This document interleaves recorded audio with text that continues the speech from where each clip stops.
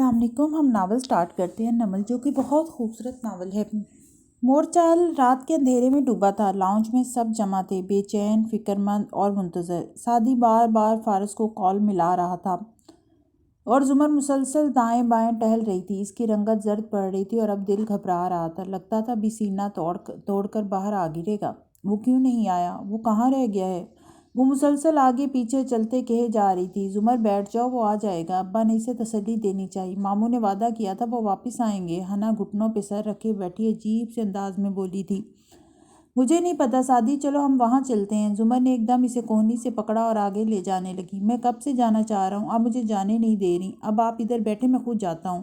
وہ نرمی سے کوہنی چھڑاتا اسے روکنے کی کوشش کر رہا تھا مگر وہ نہیں رکی۔ وہ اسی طرح آگے دوڑتی گئی۔ سعدی اس کے پیچھے لپکا۔ ابا نے آواز دی، ندرت نے منع کیا مگر اس پہ کوئی وحشت طاری تھی، کوئی جنون سوار تھا۔ اب نہ گئی تو شاید دل پھٹ جائے گا، یہیں کھڑی رہی تو پیروں سے خون بہنے لگے گا، اب نہ گئی تو۔ شہرین کے گھر آؤ تو ٹی وی اور لاؤنج کی LCD اسکرین خوب شور مچاتی نظر آ رہی تھی۔ سامنے صوفے پہ سونی لیٹے ہوئے اپنے ٹیب پہ بٹن دبا رہی تھی جب کانوں میں آواز گونجی، ہاشم کاردار۔ کسی نے اس کے باپ کا نام لیا تھا۔ اس نے چونک کر گردن موڑی، اسکرین کو دیکھا۔ چند لمحے کو اس کی سانس تھم گئی اور پھر وہ ٹیب پھینک کر چیخ مارتی اٹھی، ماما ماما! اب وہ روتے ہوئے زور زور سے چلا رہی تھی۔ شہرین جو اپنے کمرے میں سیل فون پہ لگی تھی ہڑبڑا کر اٹھی اور بھاگتی ہوئی باہر آئی، ماما میرے بابا، میرے بابا! بچی روتے ہوئے اسکرین کی طرف اشارہ کری تھی اور جب شہرین نے اسکرین کی طرف دیکھا تو اس کا اوپر کا سانس اوپر اور نیچے کا نیچے رہ گیا۔ کاردار کاٹیج میں آتش زدگی۔ ہاشم کاردار کو شدید زخمی حالت میں ہسپتال پہنچا دیا گیا۔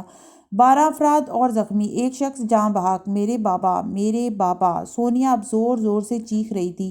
سعدی ڈرائیو کر رہا تھا اور زمر ساتھ بیٹھی مسلسل انگلیاں اضطرابی انداز میں مروڑ رہی تھی۔ وہ لبوں پہ کچھ پڑھ بھی رہی تھی مگر ہر شے بار بار دھندلی ہو جاتی، پھر منظر صاف ہوتا، پھر کالے دھوئیں جیسی دھند چھا جاتی۔ آنسو بس آنکھوں کے کنارے پہ ٹھہرے تھے، گرنے کو بس ایک دھکا چاہیے تھا۔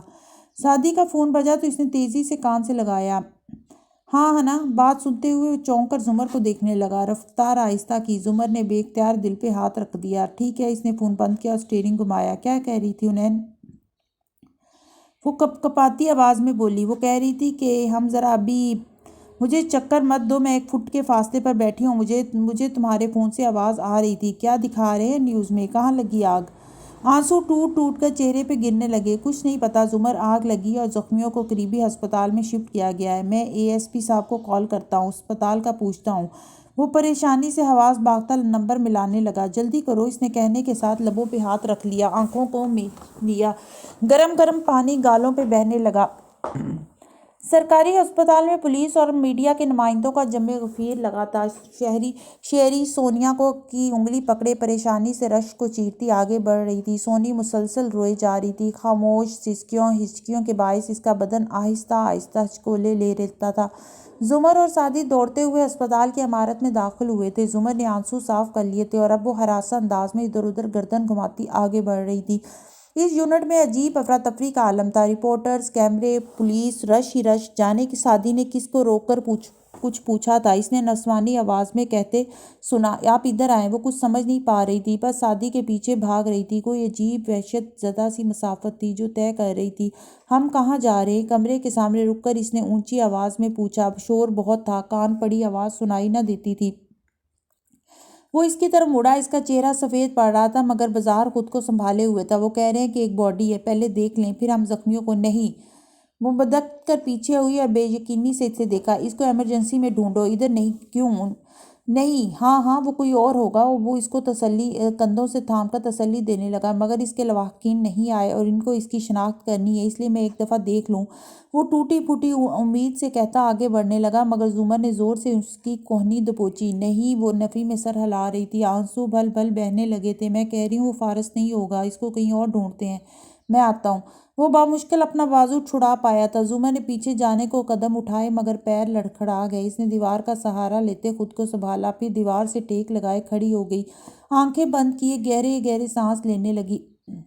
مگر سارا مسئلہ یہی تھا کہ آنکھیں بند کرنے پہ وہ فوراً آنکھوں کے سامنے آ جاتا تھا۔ زمر بی بی آپ، وہ مسکراتے ہوئے کچھ کہہ بھی رہا تھا، نئے گھر کی باتیں، چڑیا گھر میں نہ رہنے کی باتیں، یونیورسٹی کی 2 لڑکیاں جو اس کو پسند تھی ان کی باتیں۔ اس نے آنکھیں کھولیں، یہاں بھی قیامت سی قیامت تھی، وہ کہاں جائے؟ سعدی دروازہ کھول کر باہر نکلا تو وہ ہل نہیں سکی، آواز نہیں نکال سکی، آنسو نہیں روک سکی۔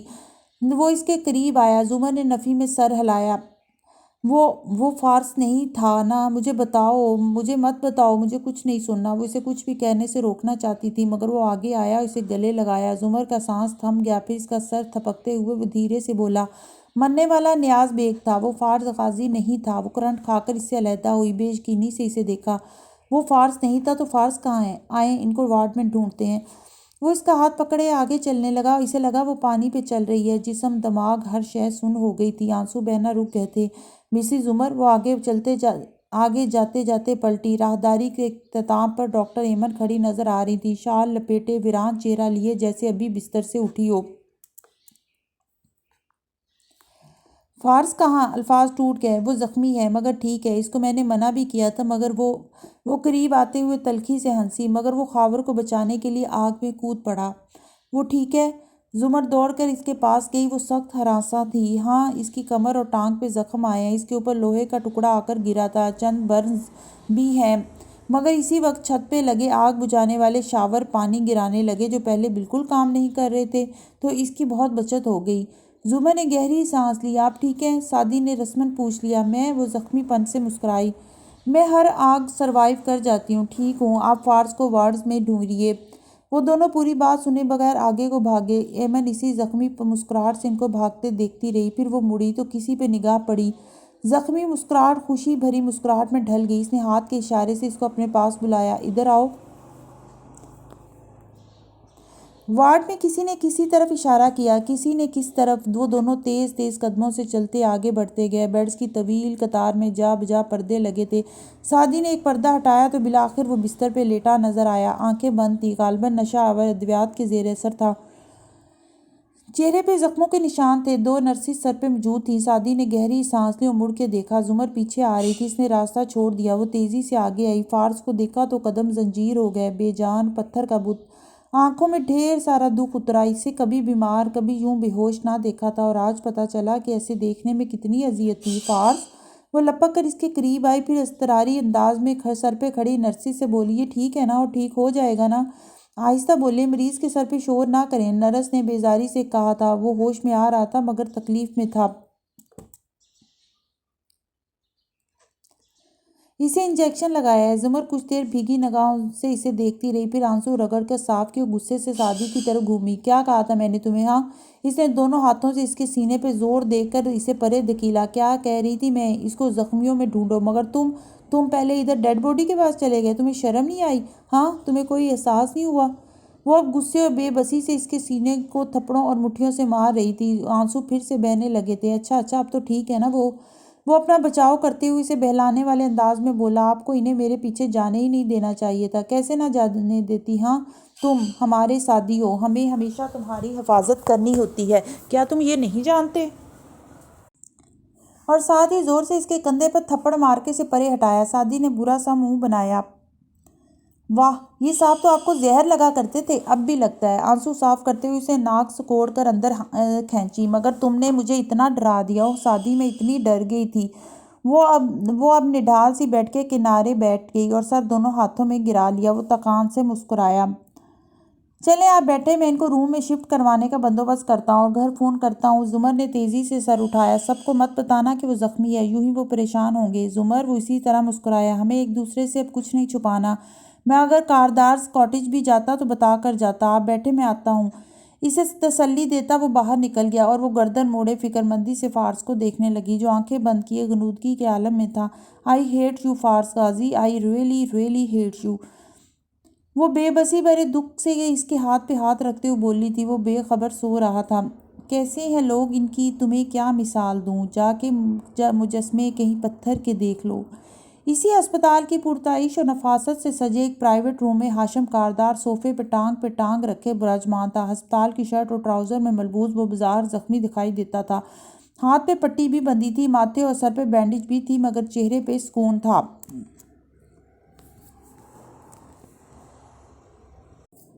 اور دلچسپی سے دیوار پہ لگی ٹی وی اسکرین کو دیکھ رہا تھا۔ وہ لوگ بچ گئے، مگر اٹ ورکڈ، ہے نا؟ مسکرا کے ساتھ ہاتھ باندھے کھڑے رئیس کو دیکھا۔ جی سر، مگر انہوں نے آپ کو کمرے سے باہر جاتے دیکھا تھا۔ اسے خیال آیا، اتنی افراتفری میں کسے یاد رہنا ہے کہ میں کمرے میں تھا یا نہیں؟ ٹی وی چینلز کو دیکھو، وہ مجھے پروموٹ کر رہے ہیں۔ یس سر، رئیس جوش سے بتانے لگا۔ ہمارے پاس غازی کی فوٹیج ہے، وہ بھی وہاں موجود تھا۔ الزام اس کے سر ڈال دیں گے یا اس کو حادثہ کہیں گے، آپ پہ کوئی شک نہیں کرے گا۔ میڈیا آپ کو ہیرو بنا کر پیش کر رہا ہے۔ بار بار اینکرز گلا پھاڑ کر کہہ رہے ہیں کہ ہاشم کاردار نے ابھی چند دن پہلے عدالت میں اپنے خاندان کی بے گناہی ثابت کی تھی۔ Very good. وہ محظوظ ہو کر اسکرین کو دیکھ رہا تھا۔ ہم ہر کرائسس سے نکل آئے۔ رک کر تصحیح کی، میں ہر کرائسس سے نکل آیا۔ کوئی میرا کچھ نہیں بگاڑ سکتا، نہ عدالت، نہ قانون، نہ میری ماں۔ میں نے ہر شے کو سروائیو کر لیا۔ میں رئیس سب سے بڑا سروائیور ہوں۔ فیصلے کی گھڑی آ بھی گئی مگر میں اپنے قدموں پہ کھڑا ہوں، وہ گردن کڑا کر کہہ رہا تھا۔ اور اب ہم نئی شروعات کرنے جا رہے ہیں۔ ہم نئے کاروباری دوست بنانے جا رہے ہیں، نئے پارٹنرز، نئے مواقع، نیا گھر۔ وہ طمانینت سے منہ بولا تھا۔ پھر گھڑی دیکھی، کتنی دیر ہے؟ بس سر، میڈیا کو آپ کا انتظار کروا رہا ہوں۔ گھنٹے بعد آپ باہر نکلیں گے اور میڈیا کے سامنے اعلان کہیں گے کہ یہ سب فارس غازی نے عدالتی شکست کا بدلہ لینے کے لیے کیا ہے، اور فی الحال عوام کو آپ سے ہمدردی ہے، میڈیا کو آپ سے ہمدردی ہے، سب آپ کا یقین کریں گے۔ زبردست۔ وہ مسکرا کے ٹی وی دیکھنے لگا۔ It did work after all. فیصلے کی گھڑی آ چکی تھی مگر ابھی بیتی نہیں تھی۔ بالائی منزل پہ نوشیروان کے کمرے کی بتی روشن تھی۔ بیڈ پہ بیگ کھلا پڑا تھا اور وہ اس میں کپڑے رکھ رہا تھا۔ پاسپورٹ، سفری دستاویزات، لیپ ٹاپ سب بکھرا پڑا تھا۔ صبح اس کی فلائٹ تھی اور وہ جلد از جلد تیاری کر رہا تھا۔ اسے ایک منٹ بھی اس گھر میں اضافی رہنا منظور نہ تھا۔ دستک ہوئی تو اسے بیزار سا یس کہا اور خود کپڑے تہہ کرتا رہا۔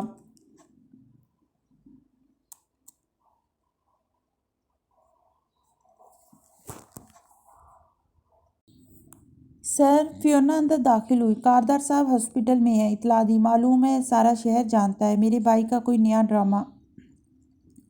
کیا فارس کو بھی زخم آئے ہیں؟ نیوز میں بتا رہے تھے، مجھے ان میں کوئی دلچسپی نہیں ہے۔ اس نے بیزاری سے بیگ کا ڈھکن دے مارنے والے انداز میں بند کیا۔ آپ کہاں جا رہے ہیں؟ وہ حیران ہوئی۔ مجھے امریکہ میں نوکری مل گئی ہے، اب زیادہ سوال نہ کرو اور جاؤ یہاں سے۔ اس نے ہاتھ جھلا کر اسے اشارہ کیا۔ وہ فوراً سر جھکا کر باہر نکل گئی۔ اب وہ جھک کر سفری دستاویزات اٹھا کر دستی بیگ میں ڈال رہا تھا۔ آخر میں چونکا۔ بیگ کے اندر اس کا ایک گلاک پستول رکھا تھا۔ یہ وہ نہیں تھا جس سے اس نے سعدی کو مارا تھا، یہ اس کی کلیکشن میں سے ایک اور تھا۔ وہ چند لمحے اسے دیکھتا رہا، پھر اسے نکالا اور سائڈ ٹیبل کے دراز میں ڈال کر مقفل کر دیا۔ پھر ہاتھ صاف کیے، جیسے بہت سا ان دیکھا مایہ صاف کیا، اور نئی زندگی میں اس کی جگہ نہیں تھی، ہرگز نہیں۔ ورنہ یہ تیز دھوپ تو چبھتی ہمیں بھی ہے۔ ہم چپ کھڑے ہوئے ہیں کہ تو سائباں میں ہے۔ فارس نے آنکھیں کھولیں تو سفید دیواریں خوب روشن نظر آ رہی تھیں۔ اس نے نقاہت سے پلکیں جھپکیں، منظر واضح ہوا۔ ہسپتال کا کمرہ۔ اس نے کوہنی کے بل اٹھ کر بیٹھنا چاہا تو ایزی ایزی۔ سعدی اس کے سرہانے کھڑا دونوں ہاتھ اٹھا کر کہہ رہا تھا۔ فارس نے بدک اسے دیکھا، پھر گردن موڑی۔ ندرت، حنین، زمر، سیم سب کمرے میں موجود تھے۔ اونچی آواز میں کچھ گپیاں جاری تھیں۔ وہ اٹھ نہیں سکا، کمر اور ٹانگ میں درد کی لہریں اٹھی تھیں۔ گہرے گہرے سانس لیتے ہوئے واپس سر تکیے میں رکھ دیا۔ تھوڑا بہت مکافات عمل والی فیلنگ آ رہی ہے؟ سعدی اس کے قریب جھکا، مسکراہٹ دبائے پوچھنے لگا۔ وہ جو میرے ساتھ کینڈی میں کیا تھا، یاد ہے وہ زخم جو مجھے دیے تھے؟ زیادہ بک بک مت کرو، فارس نے ناگواری سے کہہ کر آنکھیں شدت سے ضبط سے بند کر لیں۔ سعدی مسکرا کر سیدھا ہوا۔ اسی لیے کہتے ہیں کسی معصوم کی بد دعا نہیں لیتے۔ فارس، وہ اسے جاگتے دیکھ کر صوفے سے اٹھ کر سامنے آئی۔ گھنگریالے بال آدھے کیچر میں بندھے تھے اور ناک گلابی پڑ رہی تھی۔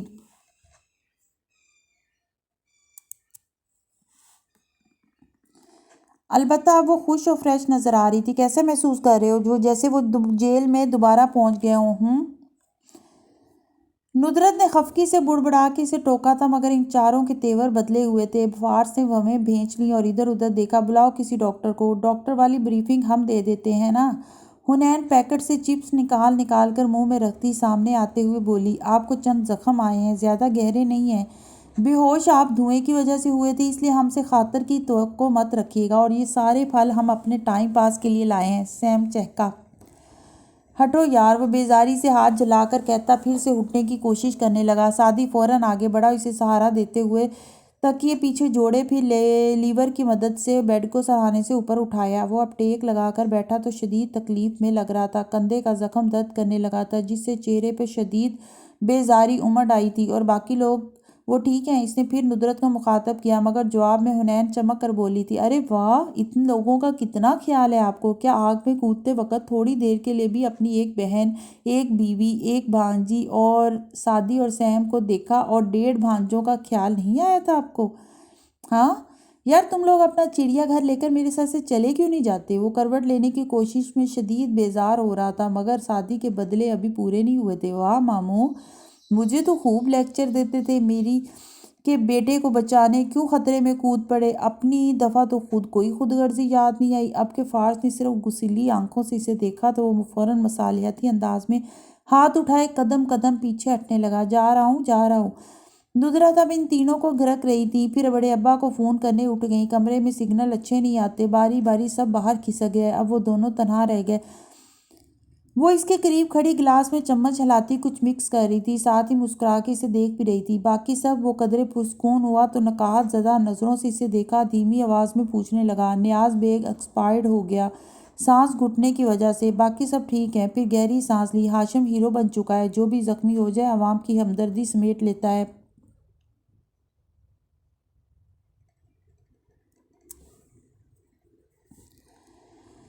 اور یقیناً سارا الزام میرے ساتھ ڈال چکا ہوگا۔ ابھی دیر کتنی ہوئی ہے حادثے کو؟ ابھی تو وہ باہر بھی نہیں نکلا، اور وہ ڈال بھی دے تو بھی کیا؟ وہاں سب نے تم نے لوگوں کو نکالتے اور بچاتے ہوئے دیکھا ہے۔ What ever! اس نے سر جھٹکا۔ وہ گلاس پکڑے اس کے قریب آئی، اس کے کندھے کو چھوا۔ گڈ جاب قاضی، وہ کراہا۔ یہ بات آپ تندرست کندھے کو بھی تھپک کر کہہ سکتی تھیں۔ اوہ سوری، مجھے تو بھول گیا تھا، وہ تپی ہوئی مسکراہٹ کے ساتھ بولی۔ وہ نہ چاہتے ہوئے بھی مسکرا دیا۔ مجھے پتہ ہے تم ناراض ہو، کب نہیں ہوتی۔ خیر، میں وہاں سے بھاگ نہیں سکتا تھا، میں ایسا نہیں ہوں۔ وہ گردن موڑ کر دوسری دیوار کو دیکھنے لگا تھا۔ اور اگر تمہیں کچھ ہو جاتا تو میں کیا کرتی؟ اس کی آنکھیں پھر سے بھیگیں۔ اچھا، تم پریشان ہوئی؟ فارس نے چونک کے اسے دیکھا، پھر مسکرایا۔ تنے اعصاب پہلی دفعہ جیسے سکون میں آنے لگے۔ پریشان ہوں؟ اس نے خفگی سے سر جھٹکا۔ بس اتنا اندازہ ہوا کہ نفرت کتنی کرتی ہوں تم سے۔ اچھا، کتنی کرتی ہو؟ اس نے سر پیچھے کو ٹیکا لیا اور اس دلچسپی سے زمر کو دیکھا۔ اتنی کہ میں ہاشم کی جان لے لیتی، کیا فائدہ ہوتا؟ میں تو نہ واپس آ سکتا۔ جو کہنا ہے کہہ لو، میں سچ میں بہت پریشان ہو گئی تھی۔ وہ ناک سے سانس اندر کھینچتی زکام زدہ آواز میں بولی تھی۔ اچھا لگا سن کر، بہت برے ہو تم۔ کیوں؟ میں نے کیا کہا ہے؟ کم از کم ہسپتال کے بیڈ پہ تم سے قانونی شہادت کے آرٹیکلز نہیں پوچھ رہا۔ اور اس بات پہ وہ بے اختیار ہنستی ہی چلی گئی۔ وہ تو پھر چمکتی آنکھوں سے اسے دیکھتے نفی میں سر ہلایا۔ خیر، میں نہیں بتا رہی کہ وہ کیوں پوچھا تھا میں نے۔ بس اتنا جان لو کہ میں تمہیں جانتی ہوں۔ صرف جاننا کافی ہے یا کوئی خدمت بھی کرو گی؟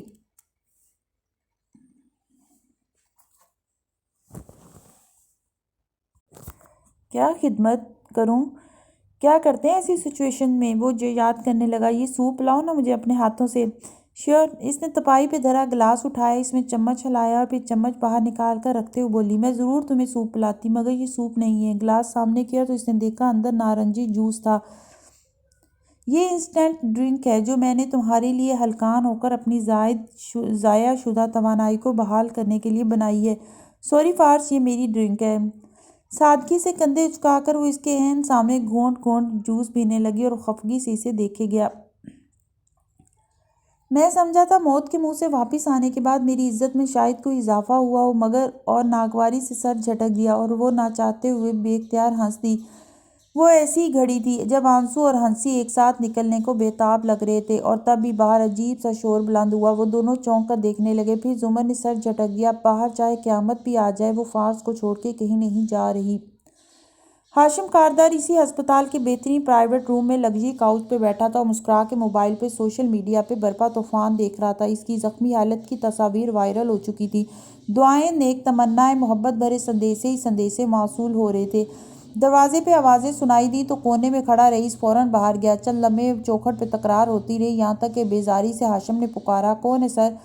سر شہرین میڈم ہے۔ میں بتا رہا ہوں کہ آپ ابھی نہیں مل سکتے، لیکن اچھا بھیج دو، اس نے ہاتھ جھلا کر کہا اور سر جھکا کر موبائل دیکھنے لگا۔ رئیس چلا گیا۔ کمرے میں خاموشی چھا گئی۔ قدموں کی چاپ سنائی دی۔ وہ ہیل کی آواز سے مانوس تھا، آج وہ آواز نہیں سنائی دی تھی۔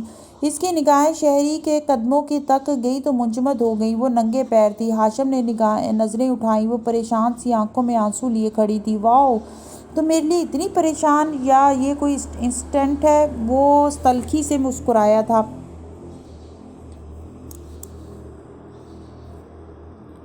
اور وہ اسے دیکھ کر رہ گئی۔ ہاشم، اس کی آنکھوں سے آنسو گرنے لگے۔ ہم نے تمہیں ٹی وی پہ دیکھا، تم زخمی تھے۔ سونی رونے لگ گئی تھی۔ اور یار، تمہیں سونی کو نہیں دکھانے تھے وہ منظر۔ اچھا اب گھر جاؤ، آرام کرو، میں صبح تک آ جاؤں گا۔ سونی سے کہو میں ٹھیک ہوں۔ ہاشم، اس کی رندی آواز کپکپائی۔ میں اور سونی ایک ساتھ آئے تھے، میڈ بھی ساتھ تھی۔ مجھے نہیں پتا کیا ہوا۔ سیل فون ہاشم کاردار کے ہاتھوں سے پھسل گیا۔ اس کا چہرہ فک ہو گیا۔ وہ کرنٹ کھا کے کھڑا ہوا۔ کیا ہوا سونیا کو؟ ہاشم شہری نے روتے ہوئے نفی میں سر ہلایا۔ سونی نہیں ہے، سونی ہسپتال میں کھو گئی ہے۔ کیا تم نے کبھی روح نکلنے کی آواز سنی ہے؟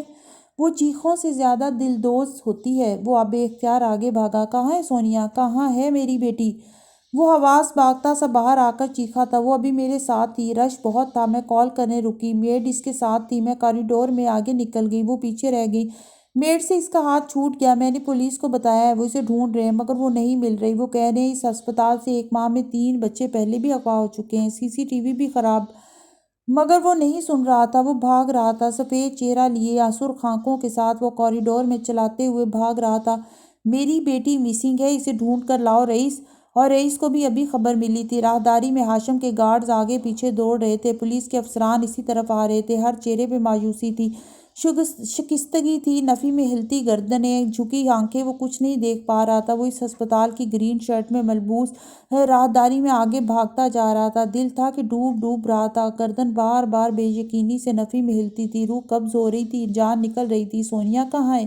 وہ ایک ایک شخص کو روک کر پوچھ رہا تھا، چیخ رہا تھا، راہداری سے گزرتے ہر بچے کا منہ موڑ کر دیکھتا۔ سونیا نہیں تھی، کہیں بھی نہیں تھی۔ وہ کہاں جا سکتی ہے؟ وہ اتنی جلدی کہاں جا سکتی ہے؟ میری بیٹی کو ڈھونڈ کر لاؤ، تم باہر دیکھو، تم اس طرف دیکھو۔ وہ ڈھیروں لوگوں کے درمیان کھڑا چلا چکلا کر ہدایات دے رہا تھا، پسینے سے تر چہرہ، اس پہ اڑتی ہوائیاں، آنکھوں میں جلتی بجھتی امید، اور وہ ایک دفعہ پھر سے آگے کو دوڑنے لگا۔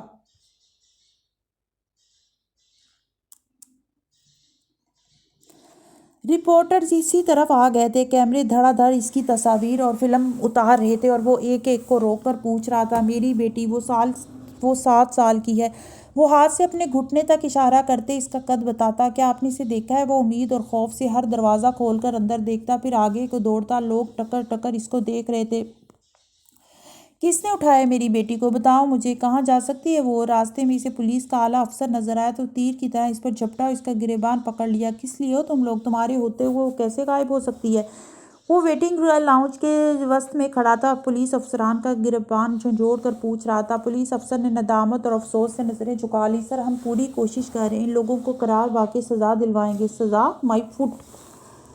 وہ اس کو پرے دھکیل کر چلایا تھا۔ مجھے میری بیٹی چاہیے، میری بیٹی کو لے کر آؤ۔ ایسے کیسے وہ کہیں جا سکتی ہے؟ وہ چاروں طرف گھوم گھوم کر دیکھ رہا تھا۔ لوگ ہجوم کی صورت وہاں کھڑے خاموش تماشائی بنے ہوئے تھے، ان میں ندرت بھی تھی، اور سعدی، حنین، اسامہ ان کے ساتھ کھڑے شل سے نظر آ رہے تھے۔ ہاشم کا اپنا سر گول گول گھومتا محسوس ہو رہا تھا۔ رئیس پھولے سانس کے ساتھ بھاگتا آ رہا تھا۔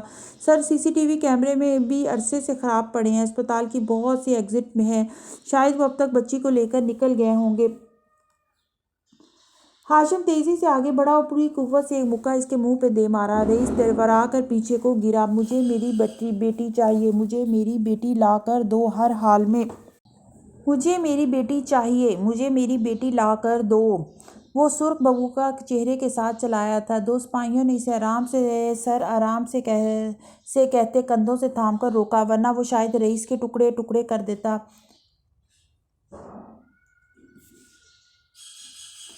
اور ندرت ذوالفقار یوسف نے آنکھیں بند کر کے ایسی کرب میں ڈوبی آہ بھری تھی کہ ان کے تینوں بچوں نے ان کے کندھوں اور بازوؤں سے خود کو لگا لیا تھا۔ ان سب کی آنکھوں میں ترہم تھا، خوف تھا، ہاشم کے لیے، ایمال کے نتائج کے لیے۔ ایسے کون کرتا ہے؟ ہاشم سرخ گیلی آنکھوں سے ایک ایک کا چہرہ دیکھ کر ٹوٹے دل سے پوچھ رہا تھا۔ اس کو ابھی تک سپاہیوں نے تھام رکھا تھا، اس کے گارڈز ادھر ادھر بھاگ رہے تھے، فون ملا رہے تھے۔ کسی کا بچہ ایسے کون اٹھاتا ہے؟ بچوں سے کون دشمنی کرتا ہے؟ وہ نڈھال سا ایک کرسی پہ گر گیا تھا، آنسو اس کے چہرے پہ گر رہے تھے، اور صدمے سے چور آنکھیں اب بھی ہر طرف دیکھتی تھیں۔ رپورٹر اس سے پوچھ رہے تھے کہ آگ والے واقعے کا ذمہ دار کون تھا، لیکن اب وہ کسی بات کا کوئی جواب نہیں دے رہا تھا۔ مگر ہاشم نے سر دونوں ہاتھوں میں گرا لیے۔ اسے معلوم تھا اغوا ہوئے بچے واپس نہیں ملتے، اور یہی جان کر وہ چہرہ ہاتھوں میں چھپائے ٹوٹا بکھرا سا رونے لگ گیا تھا۔ Sonia was all he had. ایسے کون کرتا ہے؟ وہ یہی دو فکریں دہرا رہا تھا۔ ندرت کے تینوں بچے ان کے مزید قریب ان سے تقریباً لپٹ گئے تھے اور شہر کی ایک سنسان خاموش سڑک پہ ڈرائیو کرتی ایمن فون پہ کسی سے کہہ رہی تھی، آپ کی مدد کا شکریہ، آج ہاشم سے تمام انتقام ہم نے لے لیے ہیں، اب آگے۔ فون پکڑے اس کے ہاتھ میں اب وہ ہیرے کی انگوٹھی نہیں تھی۔ زمر نے کھڑکی کے سامنے سے پردے ہٹائے تو گرم چمکیلی دھوپ چھن کر کمرے میں گرنے لگی۔ باہر ایک روشن خوبصورت صبح دکھائی دے رہی تھی۔ وہ مسکرا کے گھومی اور فارس کو دیکھا جو آئینے کے سامنے کھڑا ڈریس شرٹ کے بٹن بند کر رہا تھا۔ گیلے بال برش کیے وہ باہر جانے کے لیے تیار لگ رہا تھا۔ کہاں جا رہے ہو؟ وہ اس کی طرف آئی، پھر اس کے سامنے کھڑے ہو کر اس کی شرٹ کے کالر درست کرنے لگی۔ جاب ڈھونڈنے؟ زمر نے مسکراہٹ دبا کر مشکوک نظروں سے اسے دیکھا۔ 5 دن بعد چلنے پھرنے کے قابل ہوئے تو باہر جانے کا اچھا بہانہ ڈھونڈا ہے۔ میں اب بالکل ٹھیک ہوں، اس خدمت کے طفیل جو آپ نے میری بالکل نہیں کی۔ اچھا ٹائی نہیں پہنو گے؟ اوہوں۔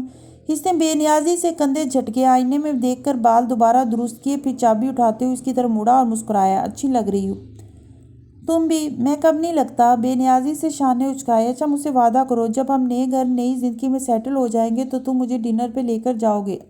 عرصے سے وہ والا ڈنر جو وہ کینسل کیے ہوئے تھی اور جو تم پہ ادھار ہے۔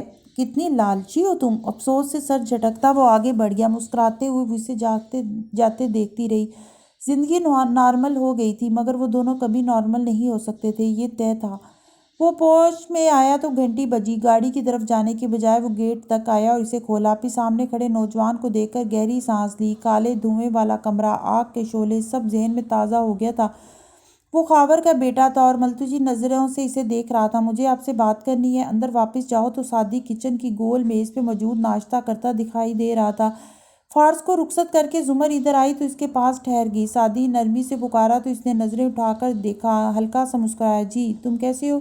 میں۔ اس نے گہری سانس لے کر شانے اچکائے۔ پہلے غصہ تھا، پھر ڈپریشن، پھر میں نے عدالتی شکست کے ساتھ سمجھوتا کر لیا۔ انسان کے ہاتھ میں صرف کوشش کرنا ہے، کامیابی تو اللہ دیتا ہے۔ پھر میری بات مان لو۔ سیف سادی یوسف پیج کے کچھ ممبرز تم سے ملنا چاہتے ہیں، ان سے مل لو۔ وہ اس کے شانے پہ ہاتھ رکھے نرمی سے اسے سمجھا رہی تھی مگر سادی نے نفی میں سر ہلایا۔ میں ان لوگوں کو کیسے فیس کروں گا جنہوں نے اتنے مہینے اپنے جذبات اور آوازیں میری جدوجہد میں انویسٹ کی؟ میں ہار گیا ہوں، یہ کیسے ایکسپلین کروں گا؟ تم جاؤ تو صحیح۔ ملنے اور بات کرنے سے بہت کچھ ٹھیک ہو جاتا ہے۔ یاد ہے میں اور تم ایک زمانے میں بات کرنا چھوڑ چکے تھے مگر اب ہم ٹھیک تب ہوئے جب بات کرنا شروع کی۔ پھر رک کر بولی، آئی ایم سوری ان 4 سالوں کے لیے۔ نہیں زمر، اس نے نفی میں سر ہلایا اور اس کے ہاتھ پر ہاتھ رکھ دیا۔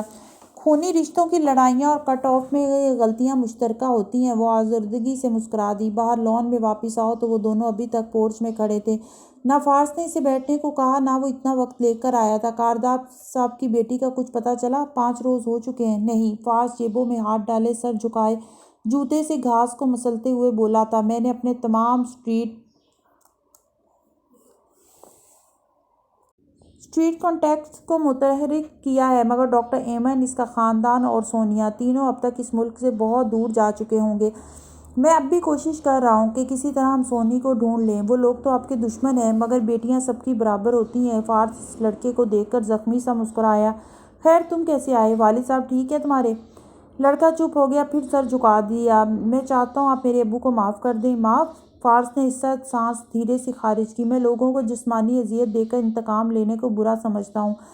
خاور کے ساتھ یہ سب میں نے نہیں کیا تھا۔ خاور نے میرے بھائی، میری بیوی، زمر سب کو جسمانی اذیت دی مگر میں نے اتنا کیا کہ سادی سے کہا وہ خاور کو ہاشم سے الگ کر دے۔ اس نے خاور کی نوکری ختم کروا دی اور اسے ہاشم کے زیر عتاب لے آیا۔ اس وقت میرا انتقام پورا ہو گیا تھا، اب معافی کے لیے کچھ بچا ہی نہیں۔ پھر بھی میں دل صاف کرنے کی کوشش کروں گا لیکن وعدہ کروں تو یہ جھوٹ ہوگا، میں اپنے بھائی اور بیوی کی لاشیں نہیں بھول سکتا۔ اس نے لڑکے کے شانے پہ ہاتھ رکھ کر کہا تھا۔ یہ ملاقات ختم ہونے کا اندھیا تھا۔ مور چال کی بالائی منزل تک جاؤ تو اپنے کمرے میں حنین اسٹڈی ٹیبل پہ بیٹھی تھی۔ یا کھڑکی سے نیچے لان میں کھڑا فارس دکھائی دے رہا تھا مگر وہ اسے نہیں دیکھ رہی تھی، وہ اپنی عزیز کتاب کے صفحے پلٹ رہی تھی۔ کافی دن بعد حنین کو وہ بھاری آبنوسی دروازہ دکھائی دیا۔ اس نے ہاتھ بڑھایا تو وہ کھلتا چلا گیا۔ سامنے تا حد نگاہ سنہرا صحرا تھا مگر جس جگہ وہ کھڑی تھی وہاں اونچے گھنے کھجور کے درخت ہی درخت تھے۔ نخلستان نے صحرا کی گرمی اور تپش کو شکست دے دی تھی۔ بوڑھا استاد ایک درخت تلے بیٹھا دکھائی دے رہا تھا۔ سامنے چند تختیاں رکھی تھیں جن کے اوپر وہ قلم کو سیاہی میں ڈبو کر لکھ رہے تھے۔ وہ قدم قدم اس طرف بڑھنے لگی تو انہوں نے سر اٹھائے بنا مسکرا کر کہا، بہت دن بعد آئی ہو، مگر میں نے یہ دن بیکار نہیں گزارے شیخ۔ وہ ان کے سامنے آ بیٹھی، دو زانوں ہو کر وہ سر جھکائے لکھتے رہے۔ کیا کیا تم نے ان دنوں میں نے جو آپ کی کتاب سے سیکھا تھا اسے اپنی زندگی پہ اپلائی کیا۔ جس علم کو اپلائی نہ کیا جائے وہ تو ایسے ہی ہے جیسے گدھے کے سر پہ سینگ۔ یہ کتابیں لاد دی گئی ہوں، ایسا علم بوجھ بن جاتا ہے۔ میں نے اے شیخ آپ کی کتاب ختم کر لی اور میں اب اس کے آخری باب کے متعلق بات کرنے آئی ہوں۔ کھجور کے درختوں کے بیچ سرسراتی ہوئی ٹھنڈی ہوا نے ماحول کو مزید خوشگوار بنا دیا تھا۔ ایسے میں جہاں ہر طرف سیاہ سفید منظر نامہ تھا وہ رنگین دکھائی دیتی تھی۔ پھر کیا سیکھا تم نے میری کتاب سے؟ میں نے یہ سیکھا کہ ہر انسان کچھ نہ کچھ کر سکتا ہے اگر وہ کرنا چاہے۔ اس کے ارد گرد کا ہر انسان کا ارد گرد کا موسم ایک سا نہیں رہتا۔ کبھی موسم بدلتا ہے تو ہوا میں گردش کرتے مختلف وائرس اسے آ کر جکڑ لیتے ہیں۔ ایسے ہی ماحول بھی بدلتا رہتا ہے۔ نئے ماحول، نئی یونیورسٹی، کالج، نیا موبائل فون، ان سب عناصر کے باعث اسے مرض عشق کا وائرس آن لگتا ہے۔ اس میں اس کا قصور نہیں ہوتا۔ پھر وہ کیا کرتا ہے؟ یہاں سے اس کا امتحان شروع ہوتا ہے۔ تو تمہارے خیال میں پھر اسے کیا کرنا چاہیے؟ درس کا وقت ختم ہو چکا تھا اور امتحان شروع ہو چکا تھا۔ استاد نے تختیاں پرے ہٹا دی اور پوری توجہ سے اس کا جواب سننے لگے۔ وہ کہہ رہی تھی، اسے دو کام کرنے چاہیے۔ پہلے غض بصر، نظر جھکانا۔ وہ شخص جس کی وجہ سے دل ڈسٹرب ہے، اس سے اگر کوئی حلال تعلق نہیں ہے تو اسے اپنی زندگی سے نکال باہر پھینکنا۔ سارے تعلق، سارے روابط کاٹ دینے چاہیے۔ پھر اس کی یادوں، اس کی تصویروں، اس کے میسیجز، ای میلز کو کسی کو بھی دوبارہ نہ پڑھیں۔ یوں تو نظریں محفوظ ہوگی تو دل بھی محفوظ ہوگا۔ اور دوسرا طریقہ، صرف نظر کی حفاظت کرنا کافی نہیں، دل کا دھیان بھی بٹانا ہوگا۔ عشق عشق کو کاٹتا ہے، محبت محبت کو کاٹتی ہے۔ آپ کی کتاب کا آخری باب کہتا ہے کہ اپنے دل میں سب سے بڑی محبت اللہ کی محبت بسائی جائے۔ وہ ہمارے دل کو اتنا مضبوط کر دے گی کہ ہم اس شخص کی طرف نہیں لپکیں گے۔ کیا تمہیں اس بات سے اختلاف ہے؟ نہیں، ہرگز نہیں۔ لیکن مجھے ایک اعتراف بھی کرنا ہے۔ کئی سال پہلے علیشا نے مجھ سے پوچھا تھا کہ کیا مجھے خدا سے محبت ہے۔ میں نے کہا تھا پتہ نہیں۔ آج اتنی ٹھوکریں کھا کر بھی میں نہیں جان سکی کہ اللہ سے محبت کسے کہتے ہیں، وہ کیسے کی جاتی ہے۔ میں نمازیں پڑھتی ہوں اور لوگوں کو دھوکے نہ دینے کی کوشش بھی کرتی ہوں، مگر ابھی تک میں اللہ تعالیٰ سے وہ محبت نہیں کر سکی جو کرنا چاہتی تھی ہوں۔ میں سمجھتی تھی کہ آخر میں جا کر میں اس محبت کو سمجھ جاؤں گی، مگر ایسا نہیں ہو سکا۔ اور یہی میں بتانا چاہتی ہوں آپ کو۔ اللہ کی طرف جاتا راستہ کیا بہت آسان ہے یا بہت مشکل؟ یہی میں نہیں سمجھ پا رہی۔ کیا اللہ کی طرف کا جاتا راستہ مجھے ایسے لگتا ہے جیسے بہت طویل ہے۔ ضروری نہیں ہے کہ ہم اس کے آخر تک پہنچ جائیں، اس کو پار کر لیں۔ ضروری صرف یہ ہے کہ جب ہمیں موت آئے تو ہم اسی راستے پر کھڑے ہوں، لڑکھڑا رہے ہوں، چاہے گر پڑ کر آگے بڑھ رہے ہوں، مگر اس سیدھے راستے پر رہیں۔ اپنے گناہوں کو دلیلیں دے کر جسٹیفائی نہ کرتے پھریں۔ جب دل میں کچھ کھٹک رہا ہو، توبہ کر کے اپنے اعمال درست کر لیں اور اسے راستہ سیدھا کر لیں۔ ہمارا مستقبل کوڑا ہے، ماضی جیسا بھی داغدار ہو، بھلے المستقبل کو ہم اپنی مرضی سے لکھ سکتے ہیں۔ اور اللہ سے محبت، انہوں نے یاد دلایا۔ حنین نے گہری سانس لے کر کہا، سر اٹھا کے دور تک پھیلے کھجور کے درختوں کو دیکھا۔ وہ ویسی نہیں کر سکی جیسی کرنی چاہیے، مگر مجھے ان چیزوں سے محبت ہو گئی ہے جن سے اللہ کو محبت ہے۔ مجھے نماز اور قرآن سے محبت ہو گئی ہے، اور مجھے اللہ تعالیٰ سے بات کرنا، دعا مانگنا اچھا لگنے لگا ہے۔ مجھے یقین ہے کہ اگر اللہ سے محبت میں ولیوں اور نیک لوگوں جیسی نہ بھی ہو سکی، تب بھی میں ایسے اچھے کام کرتی رہوں گی جن سے کم از کم وہ تو مجھ سے محبت کرے گا نا۔ وہ مسکرا کر امید سے کہہ رہی تھی۔ شیخ نے بھی اسی مسکراہٹ کے ساتھ سر کو خم دیا تھا۔ کھجور کے درخت غائب ہو گئے تھے۔ اس نے سر اٹھایا تو دیکھا کمرے میں بیٹھی تھی اور اسٹڈی ٹیبل پر کتاب کھلی رکھی تھی۔ اس نے صفحے پلٹائے، پہلے صفحے پہ واپس آئی۔ وہاں آج بھی ہاشم کاردار کا نام لکھا تھا۔ کینسر رہے نہ رہے، وہ بھولتا کبھی نہیں ہے اور بھولنا ضروری بھی نہیں ہے۔ اس نے گہری سانس لے کر کتاب بند کر دی۔ ایک سفر تمام ہوا تھا۔ قصرِ کاردار کا لاؤنج دوپہر کے باوجود اندھیرے میں ڈوبا لگتا تھا۔ کھڑکیوں کے آگے بلاک آؤٹ بلائنڈز گرے تھے، گویا روشنی کے سارے راستے کاٹ دیے گئے ہوں۔ وہ بڑے صوفے پہ لمبا لیٹا تھا، رف ٹراؤزر، آدھی آستین کی ٹی شرٹ پہنے، بڑی شیپ اور سرخ آنکھیں لیے وہ چھت پہ جھلملاتے فانوس کو دیکھ رہا تھا۔ اس کے قدموں کے قریب ہاتھ باندھے ایک اعلیٰ پولیس آفیسر کھڑا تھا اور ساتھ رئیس۔ وہ ملک سے فرار ہو چکے ہیں، مگر ہم انہیں ڈھونڈ لیں گے۔ تاوان کے لیے کوئی کال بھی نہیں کی۔ ان کا مقصد آپ کو اذیت دینا تھا۔ پولیس آفیسر سر جھکائے ڈرتے ڈرتے اطلاع دے رہا تھا، اور ہم یہ معاملہ فارس غازی پہ بھی نہیں ڈال سکتے کیونکہ وہ اس وقت زخمی حالت میں ہسپتال میں داخل تھا۔ اور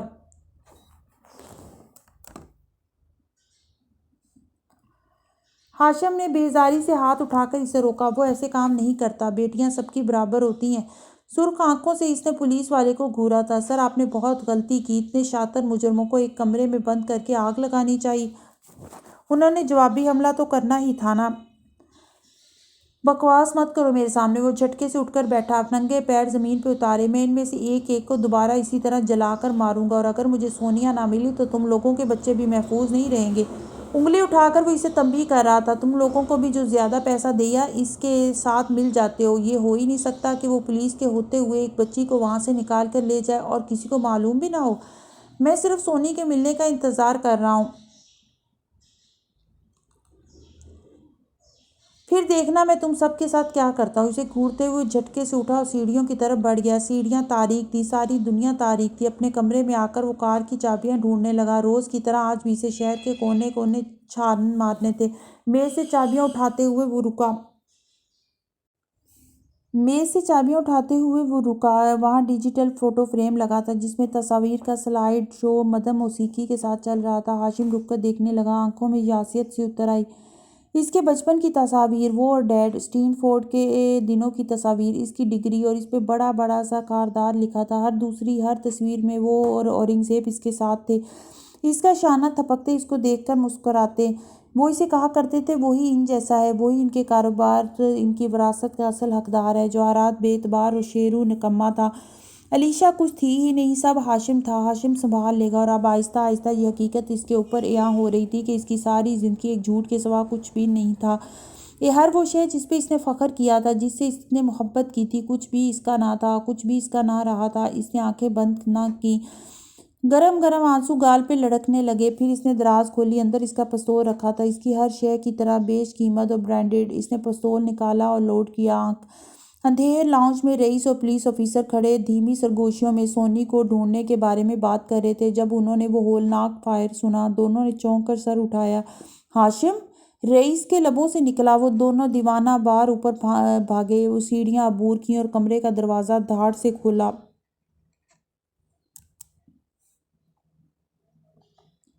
کمرے کے کونے میں رکھا ایکویریم جو وہ کئی دن پہلے ادھر لے آیا تھا چکنا چور ہوا پڑا تھا، پانی گر گیا تھا۔ سامنے کھڑا ہاشم کھڑا تھا اور اس کے ہاتھ میں پستول تھا۔ سر، آپ ٹھیک ہیں؟ رئیس نے بدحواسی سے پوچھا۔ ہاشم کاردار نے ناگواری سے اسے دیکھا۔ مجھے کیا ہونا، اتنا کمزور نہیں ہوں کہ ہار مان لوں گا۔ میں صرف اپنے پچھتاووں کی آخری نشانی ختم کر رہا تھا۔ جو کیا بالکل ٹھیک کیا، 10 بار پھر کروں گا۔ ایک دفعہ مجھے سونی مل جائے، پھر میں سب کو بتاؤں گا کہ میری بیٹی کو ایذا دینے والوں کے ساتھ کیا ہونا چاہیے۔ اب چلو۔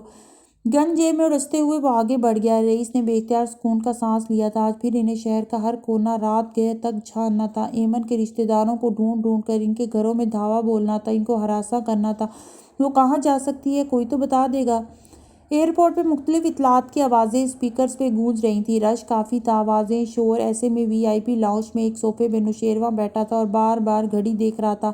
وہ اکیلا تھا، سارے مجمع میں بھی اکیلا۔ قریب آتے قدموں کی آہٹ محسوس کی تو سامنے دیکھا سعدی یوسف وہاں سے چلا آ رہا تھا۔ سفید شرٹ کے آستین کوہنیوں تک چڑھائے، وہ سنجیدہ چہرے اور چبھتی ہوئی نظروں کے ساتھ اس کے عین سامنے آ رکا۔ شیرو بے اختیار اٹھ کھڑا ہوا۔ پبلک پلیس پہ بلایا تم نے نوشیروان، لیکن میں اس دفعہ گھر والوں کو بتا کر آیا ہوں، ورنہ سیکیورٹی سسٹم۔ نظریں گھما کر سی سی ٹی وی کیمروں کو دیکھا اور سیکیورٹی اہلکاروں کا بھروسہ نہیں ہے مجھے۔ پھر اپنی گھڑی دیکھی، میرے پاس صرف 10 منٹ ہے، جو بھی کہنا ہے بغیر تمہید کے کہو۔ نوشیروان چند لمحے تذبذب سے اسے دیکھے گیا۔ سلک کی گرے شرٹ اور سیاہ کوٹ پہنے، وہ بال چھوٹے کٹوا کر پہلے سے بہت مختلف نظر آ رہا تھا۔ سونی ابھی تک نہیں ملی، مجھے اس کا بہت افسوس ہے، ہم بھی تلاش کر رہے ہیں، اپنے طور پر جتنا ہو سکا کریں گے۔ اور کچھ اس کا لہجہ سپاٹ تھا۔ سعدی، کیا تم مجھے معاف نہیں کر سکتے؟ وہ ایک دم جذباتی سا ہو کر بولا۔ کیا تم مجھے اس بوجھ سے آزاد نہیں کر سکتے؟ میں جیل میں گیا، میں عدالتوں کے چکر لگاتا رہا، ہمارا خاندان ٹوٹ گیا، اپنے سوشل سرکل میں مذاق بن کر رہ گیا۔ کیا تم میری سزا ختم نہیں کر سکتے؟ کیا تم ایسا نہیں کر سکتے؟ کیا تم مجھے معاف نہیں کر سکتے؟ اس کی آواز آخر میں گلوگیر ہو گئی تھی۔ سعدی نے ایک گہری سانس لی، صوفے پہ بیٹھا اور اسے اشارہ کیا، بیٹھو۔ وہ کسی معمول کی طرح سامنے بیٹھ گیا۔ دم سادے۔ اب سعدی نے آگے جھکے ہاتھ باہم پھنسائے غور سے اسے دیکھتے ہوئے بات کا آغاز کیا۔ میں تمہارا کون تھا نوشیروان؟ نوشیروان سے کچھ بولا نہیں گیا۔ میں تمہارا دوست تھا جس نے تمہاری جان بچائی تھی، جو یونیورسٹی میں تمہاری ہر طرح سے اخلاقی طور پر مدد کیا کرتا تھا، مگر تم نے پہلے مجھ سے لڑائی کی، پھر مجھ سے حسد شروع کیا۔ کیا تھا اگر تم اس بات کو اپریشیٹ کر لیتے کہ ایک مڈل کلاس کا لڑکا اتنا پر اعتماد ہے، مگر تم جلنے لگے۔ تم نے ہر موقع پہ مجھے نیچا دکھانے کی کوشش کی۔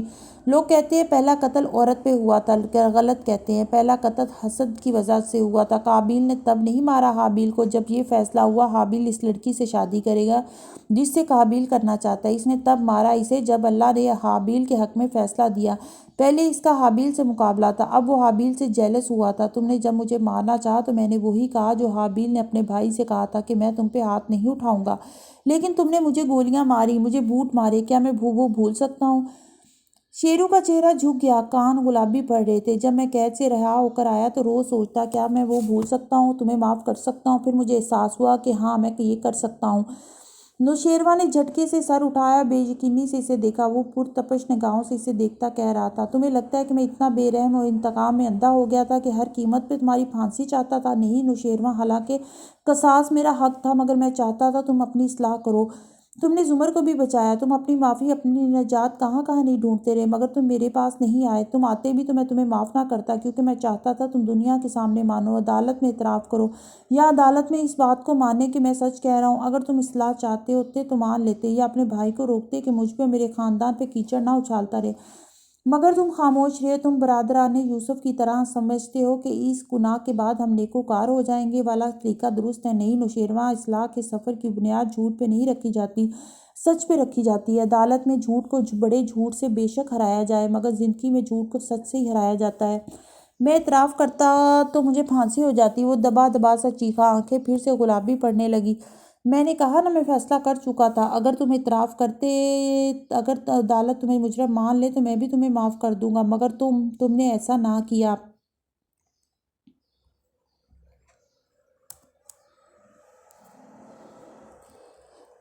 تم اصلاح والی زندگی نہیں چاہتے تھے، تم صرف زندگی چاہتے تھے۔ تم ایک دفعہ اعتراف کر کے دیکھتے میں خود سارے الزام واپس لے لیتا۔ ایک دفعہ پھر تم نے مجھے سمجھنے میں غلطی کی۔ میں صرف اس ملک میں ایک پریسیڈنٹ سیٹ چاہتا تھا کہ ہاں طاقتور بھی قانون کے ہتھوڑے تلے آ سکتا ہے، مگر تم بزدل نکلے۔ وہ اسپاٹ انداز میں کہتا اٹھ کھڑا ہوا، اس لیے میں تمہیں کبھی معاف نہیں کروں گا۔ میں وہ 3 گولیاں بھی بھول سکتا ہوں، مگر تم نے ایک زخمی پڑے دوست کو بوٹ سے ٹھوکریں ماری تھی، میں وہ نہیں بھول سکتا۔ پھر رک کر بولا، حابیل کو مارنے کے بعد قابیل کو پھانسی نہیں دی گئی تھی۔ مقدس کتابوں میں آتا ہے کہ اس کے ماتھے پہ خدا تعالیٰ نے ایک مہر لگا دی تھی اور بنی نوع انسانوں پہ اس کا قتل حرام کر دیا تھا۔ وہ ساری عمر اس نشان کو لیے بھٹکتا رہا، مگر لوگ اس کو اس نشان کے سبب پہچان لیتے اور اس کو قتل نہ کرتے۔ وہ سینکڑوں سال زندگی کی قید میں رہا۔ ہر قابیل کا مرنا ضروری نہیں ہوتا۔ میں چاہتا ہوں تم بھی قابیل کی طرح بھٹکتے رہو، کیونکہ ہاشم پھر بھی اپنے پیاروں سے مخلص تو ہے، ان کو مار سکتا ہے، ان کو جلا سکتا ہے، قید کر سکتا ہے، مگر ان کو دھوکہ نہیں دیتا ہے۔ تم نے ہاشم کو بھی صرف استعمال کیا۔ ہر قابیل کا مرنا ضروری نہیں ہوتا شیرو۔ وہ رکا تصحیح کی، مگر تمہارا نام نوشیروان ہے۔ سعدی یوسف نے ایک ملامتی نظر اس پہ ڈالی اور مڑ گیا۔ نوشیروان بھیگی آنکھوں سے اس کو دور جاتے دیکھتا رہا۔ اپنے ماتھے پہ لگی دہکتی مہر کو وہ ابھی تک سے محسوس کرنے لگا تھا، اور اسی وقت قصر کاردار میں بنے جواہرات کے پرتعیش کمرے میں کوئی اور بھی حساب کتاب لینے بیٹھا تھا۔ وہ کھڑکی کی طرف رخ کیے بیٹھی چوگے کی صورت ہڈ سر پہ گرائے درستی سے پیچھے کرسی پہ بیٹھے ہارون سے کہہ رہی تھی، کیوں آ جاتے ہو ہر روز مجھے کچوکے لگانے؟ تمہاری ملازمہ مجھے آنے دیتی ہے، میں کیا کروں؟ وہ ٹانگ پہ ٹانگ جمائے 3 پیس میں ملبوس تھا، اس بات پہ مسکرا کے شانے اچکاتے بولے تھے، اور پھر مجھے اچھا لگتا ہے تمہارے ساتھ بیٹھ کر آبی کو یاد کرنا۔ ویسے کیا اب احساس ہوا ہاشم کو کہ کسی کی بیٹی کو چھیننا کیسا ہوتا ہے؟ وہ تلخی سے ہنسی، جیسے تمہیں اپنی بیٹی سے بہت محبت تھی۔ ہرگز نہیں، کسی کو اپنی اولاد سے اتنی محبت نہیں ہو سکتی جتنی مجھے اپنے بیٹوں سے ہے۔ ہر کسی کو اپنی اولاد پیاری ہوتی، جواہرات مجھے بھی تھی۔ وہ درستی سے بات کاٹ کر بولے تھے، مگر میں ہاشم کی طرح دیوانہ وار ایک ایک کا گریبان نہیں پکڑ سکتا تھا۔ میں تم لوگ کا مقابلہ نہیں کر سکتا تھا۔ میں خود کو مزید طاقتور بنانا چاہتا تھا تاکہ کبھی تو تم سے انتقام لے سکوں۔ میں نے کچھ نہیں کیا آبی کے ساتھ، ہاشم نے کیا جو بھی کیا۔ تم نے اور بہت کچھ کیا ہے۔ پہلے میری بیوی پہ الزام لگایا، اس کا اسکینڈل بنوایا، میں نے اسے قید میں ڈال دیا تو تم اس کو نکال کر لے گی۔ تم نے میری بیوی کو مروایا، اس کے زیور ہتھیا لیے، وہ انٹیک نادر جیولری، اس کی وجہ سے میری بیٹی تباہ ہو گئی۔ وہ کہہ رہے تھے اور ایک ایک لفظ میں درد سا بسا تھا۔ میں اسے کبھی وقت نہیں دے سکا، وہ موت سے اوبسیسڈ ہوتی گئی۔ میں نے اس کو کی حفاظت کرنی چاہی، اس کو باڈی گارڈ خرید کر دینا چاہا، مگر کوئی میرے اشارے پہ نہ چلا، نہ تم لوگ، نہ زمر اور نہ فارس، یہاں تک کہ ہاشم نے اسے چھین لیا۔ چلے جاؤ تم یہاں سے، میری وہ ہذیانی انداز میں چلانے لگی، اس آدمی کو نکالو یہاں سے، مگر وہ خود ہی اٹھ کھڑے ہوئے اور کوٹ کا بٹن بند کرتے ہوئے بولے تھے، پھر ایک دفعہ پھر تمہاری حالت پہ بہت افسوس ہوا جواہرات۔ باہر آ کر کار پہ بیٹھتے ہوئے ہارون عبید نے موبائل نکال کر ای میلز کھولی تو تیسری میل دیکھ کر لبوں پہ مسکراہٹ دوڑ گئی۔ انہوں نے اس میں موجود نمبر دیکھ کر اس کو کال ملائی۔ تھوڑی دیر بعد وہ فون میں کہہ رہے تھے، آپ کو بقایا رقم، آسٹریلوی شہریت اور سفری دستاویزات آج مل جائیں گے ڈاکٹر ایمن۔ اس رات آپ نے مجھے کال کر کے اپنی زندگی کا سب سے بہترین فیصلہ کیا تھا۔ پھر رک کر سننے لگے، بے فکر رہیں، بچی کہاں ہے، زندہ بھی ہے یا نہیں، یہ آپ کا مسئلہ نہیں ہے، وہ اس رات کے بعد سے میرا مسئلہ ہے، اور مسکرا کے فون بند کر دیا۔ سیاہ شیشوں والی کار تیزی سے سڑک پہ دوڑتی رہی اور وہ زخمی مسکراہٹ کے ساتھ باہر دیکھتے رہے۔ رات گہری ہو رہی تھی اور شہر کی ایک پر رونق سڑک پہ ہاشم کی کار دوڑتی جا رہی تھی۔ وہ فرنٹ سیٹ پہ بیٹھا تھا اور کھڑکی سے باہر ویران نظروں سے دیکھ رہا تھا۔ رئیس کار ڈرائیو کرتے ہوئے اس کو سونیا کے اغوا کی تفتیش کے بارے میں آگاہ کر رہا تھا، مگر وہ بس دکھی نظروں سے باہر دیکھے جا رہا تھا۔ شہر روشنیوں سے منور تھا، دنیا اس کی ذہنی حالت سے بے نیاز اپنی روش پہ چل رہی تھی، بہہ رہی تھی، جل رہی تھی، اور وہ کتنے پیچھے رہ گیا تھا۔ زندگی میں ایک ہی سچ بچا تھا، سونیا، اور اس نے اسے بھی کھو دیا تھا۔ وہ کہاں جائے، وہ کیا کرے؟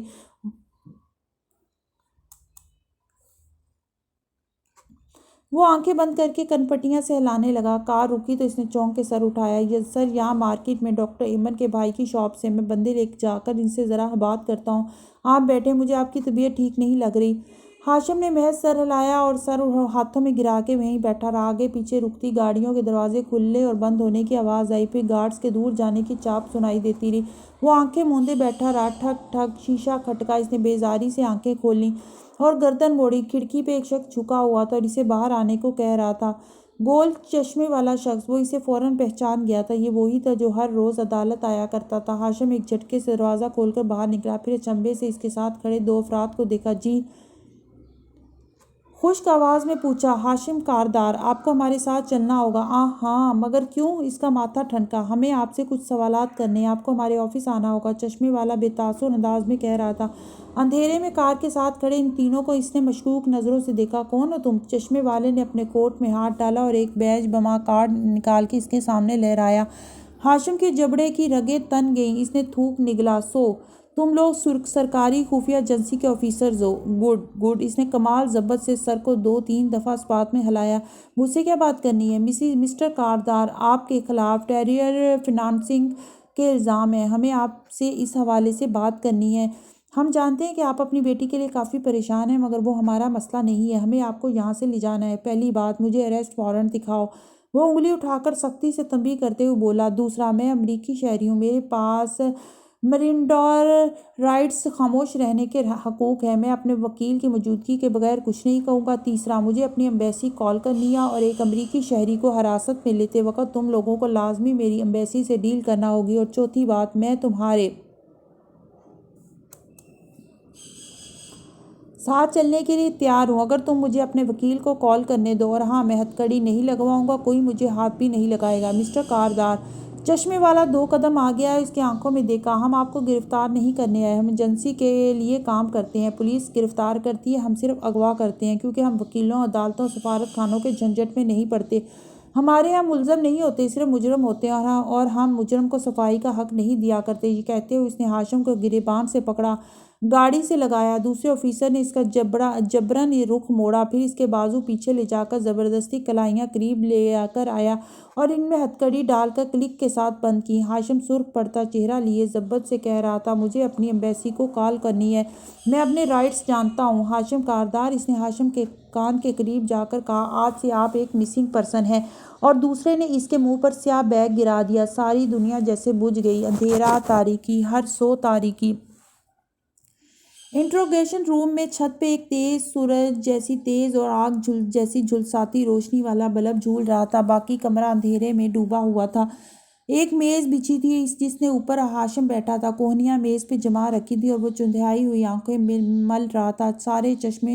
سامنے چشمے والا آفیسر بیٹھا تھا، مگر اب اس نے چشمہ نہیں پہن رکھا تھا۔ وہ ایک کھلی فائل کو دیکھتے ہوئے کڑے انداز میں پوچھ رہا تھا، تم نے ہاشم کاردار کورٹ میں آن ریکارڈ عسکری گروپس کے بارے میں ایسی معلومات دی ہیں جو جینون ہیں، تمہیں کیسے معلوم ہوئی وہ باتیں اگر تم ان کا حصہ نہیں ہو تو؟ ہاشم ٹیک لگا کر بیٹھا اور نفی میں سر ہلایا۔ میں اپنے وکیل اور ہائی کمشنر کی غیر موجودگی میں ایک لفظ بھی نہیں بولوں گا۔ تم نے شوال کی مسجد کے نیچے واقع عسکری ٹریننگ سینٹر کا ذکر کیا تھا، وہ انتہائی حساس معلومات تمہیں کیسے ملی؟ پھر وہ آگے ہو کر طنز سے بولا، کیا تم نے غلطی سے بول دیا تھا؟ اوپس!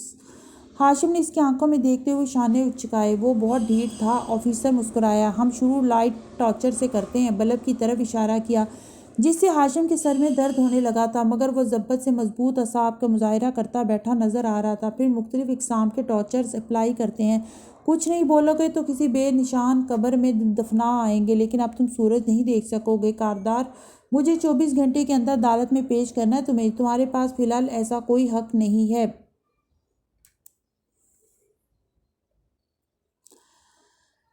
میرے پاس خاموش رہنے کا حق ہے، وہ اطمینان سے بولا تھا۔ میں امریکی شہری ہوں، میرے پاس رائٹس ہیں، اور میں پاکستانی شہری بھی ہوں، اور میرے پاس آرٹیکل 13 موجود ہے۔ تم وقت ضائع کر رہے ہو، تم نے کورٹ میں بہت کچھ بولا ہے، اپنے منہ سے تم نے اپنے لیے گڑھا کھودا ہے۔ تب میں ملزم نہیں تھا، اب میں ہوں۔ تب میرے پاس خاموشی کا حق نہیں تھا، اب ہے۔ ہاشم نے زور سے میز پر ہاتھ مارا۔ جب بھی کوئی انسان ملزم بنتا ہے تو یہ حق اس کو فوراً مل جاتا ہے، اور وہ کہتے کہتے چپ ہو گیا، لب کھل گئے، آنکھوں میں شاک سا ابھرا۔ انہوں نے مجھے میرا حق نہیں استعمال کرنے دیا، اسی لیے وہ چونکا تھا۔ ایک دم سے سارے پزل حل ہو گئے تھے۔ وہ اپنے سرونٹ روم سے خاموشی سے نکلی اور بلی کی چال چلتی ہوئی گھر کی پچھلی سمت جانے لگی۔ آج اسے درخت پہ چڑھنے کی ضرورت نہ تھی، صرف انیکسی کے عقب میں موجود پرانا چھوٹا دروازہ کھول دیا تو دیکھا وہ سرخ مفلر اوڑھے سامنے کھڑا تھا اور جیبوں میں ہاتھ ڈال رکھے تھے۔ میرے پیسے لائے ہو؟ ملازمہ نے اشتیاق و دلچسپی سے پوچھا۔ اس نے پینٹ کی جیب سے خالی لفافہ نکالا اور اس کی طرف بڑھایا۔ گن لو، پورے ہیں۔ وہ لفافہ تھامتے ہوئے مسکرائی۔ مجھے تمہارا یقین ہے فارس، تم میرے مالکوں جیسے نہیں ہو۔ اور یہ کہہ کر فیونا نے گردن موڑ کر دور نظر آتے قصرِ کاردار کو دیکھا۔ سرخ مفلر والا شخص 2 قدم قریب آیا تو اس کا چہرہ چاند کی روشنی میں واضح ہوا۔ وہ زخمی انداز میں مسکراتا ہوا فارس تھا۔ تھینک یو فیونا، تم نے میری بہت مدد کی۔ تم نہ ہوتی تو میں ساتھی کا پاسپورٹ ہاشم تک نہ پہنچا سکتا، اور پھر مجھے اس کے لاکر سے اس کے قیمتی کاروباری کاغذ کون لا کر دے سکتا تھا بھلا؟ میں نے یہ سب پیسوں کے لیے کیا ہے فارس، میری کے ہوتے ہوئے میں یہاں راج نہیں کر سکتی تھی۔ میں نے جان لیا تھا۔ اور اب اس نے لفافہ اٹھا کر دیکھا۔ میں اپنے ملک واپس جا رہی ہوں۔ اور وہ کیا کہا تھا تم نے؟ کیا ہے میرے نام کا مطلب؟ فیونا یعنی گوری۔ خوبصورت لڑکی مسکرا کے بولا، ہاں، اب میں اپنے نام کی طرح خوبصورت زندگی گزاروں گی، اور میں کوشش کروں گی کہ مسز کاردار کی طرح نہ بن جاؤں۔ پیسہ ختم ہو جاتا ہے فیونا، اچھے کام باقی رہتے ہیں۔ پھر اس نے گھڑی دیکھی۔ میں چلتا ہوں۔ زمر نے گھر میں سب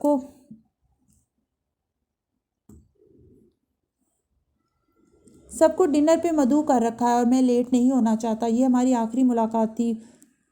مسکرا کے ہاتھ اٹھا کر الوداع کہتا وہ مڑ گیا، پھر اسی طرح جیبوں میں ہاتھ ڈالے دور جاتا گیا۔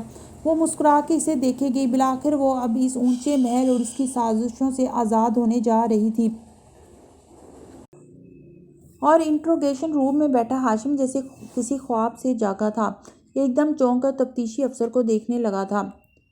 انہوں نے مجھے میرا خاموشی کا حق استعمال نہیں کرنے دیا۔ میں مجرم تھا، صادق کے اغوا کا، مگر انہوں نے مجھے نامزد نہیں کیا، کیونکہ جس لمحے میں ملزم بنتا میں خاموش ہو جاتا۔ وہ خواب کی سی کیفیت میں بول رہا تھا۔ میں اپنا وکیل کر لیتا، مگر وہ چاہتے تھے کہ میں بولتا رہوں۔ گویا کرنٹ کھا کر اسے دیکھا۔ وہ تم نہیں تھے، تم نے مجھے صادق کا پاسپورٹ نہیں دیا تھا، وہ گمنام میسیجز کرنے والے وہ تم نہیں تھے، وہ فارس تھا، ڈیم اٹ! اس نے مجھے سیٹ اپ کیا ہے۔ اس نے بے بسی بھرے غصے سے میز پہ ہاتھ مارا۔ کاردار، تمہاری ٹویٹس کو بھی ہم نے ڈی کرپٹ کر لیا ہے۔ تمہاری وہ رینڈم نمبرز والی ٹویٹس ہر دہشت گردی کی واردات کے بعد آتی ہے، اور وہ خفیہ کوڈز پہ مشتمل ہوتی تھی۔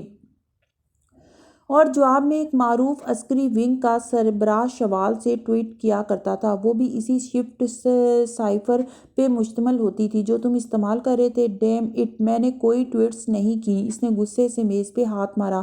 دیکھو وہ مجھے پھنسا رہا ہے، اس نے بولا کہ وہ میرے ساتھ کام کرنا چاہتا ہے، میں صرف اس کے کہے پہ عمل کر رہا تھا، میں کسی کوڈز کے بارے میں نہیں جانتا۔ اوہ ڈیم اٹ! اس نے پیشانی انگلیوں سے دبائی، سر پہ جھولتا تیز بلب، ارد گرد کا اندھیرا، اس کا سر پھٹنے کو تھا۔ تم نے دہشت گردوں کے بارے میں جو باتیں کہیں وہ سچ تھیں، مگر ہم جانتے ہیں کہ سادی اس وقت سری لنکا میں تمہاری قید میں تھا، سارا ملک جانتا ہے، تو پھر وہ معلومات تمہیں کون دیتا رہا؟ وہ بے تاثر انداز میں پوچھ رہا تھا۔ وہ سب جھوٹ تھا، سادی دہشت گرد نہیں ہے، وہ تو میں اس کو پھنسانے کے لیے کہہ رہا تھا۔ نہیں نہیں، میری بات سنو، یہ سب غازی نے کیا ہے، اس نے مجھے پھنسایا ہے، تمہیں وہ پہلے دن سے جانتا تھا، تمہیں اس نے بولا تھا نا کہ عدالت میں آؤ، اور دیکھو ہاشم کیسے حساس معلومات آن ریکارڈ کہتا ہے۔ Damn it! وہ چکرا کے رہ گیا تھا۔ ہمارے پاس وارث غازی کے لیپ ٹاپ کی فائلز بھی ہیں، اور ایک میموری کارڈ اور بھی ہے، جس سے معلوم ہوتا ہے کہ تمہارا فرنٹ مین کرنل خاور ایک اعلیٰ فوجی افسر اور اس کے خاندان کی ہلاکت میں ملوث تھا۔ جانتے ہو یہ کتنے سنگین جرائم ہیں؟ مگر ہاشم پیشانی پکڑے نفی میں سر ہلا رہا تھا۔ مجھے اس نے ٹریپ کیا؟ مجھے کچھ نہیں، میں کچھ نہیں جانتا، یہ لائٹ بند کرو، میں کچھ نہیں بولوں گا۔ وہ آخر میں چلایا تھا، سارے جسم پہ پسینہ آ رہا تھا اور دماغ درد سے پھٹ رہا تھا۔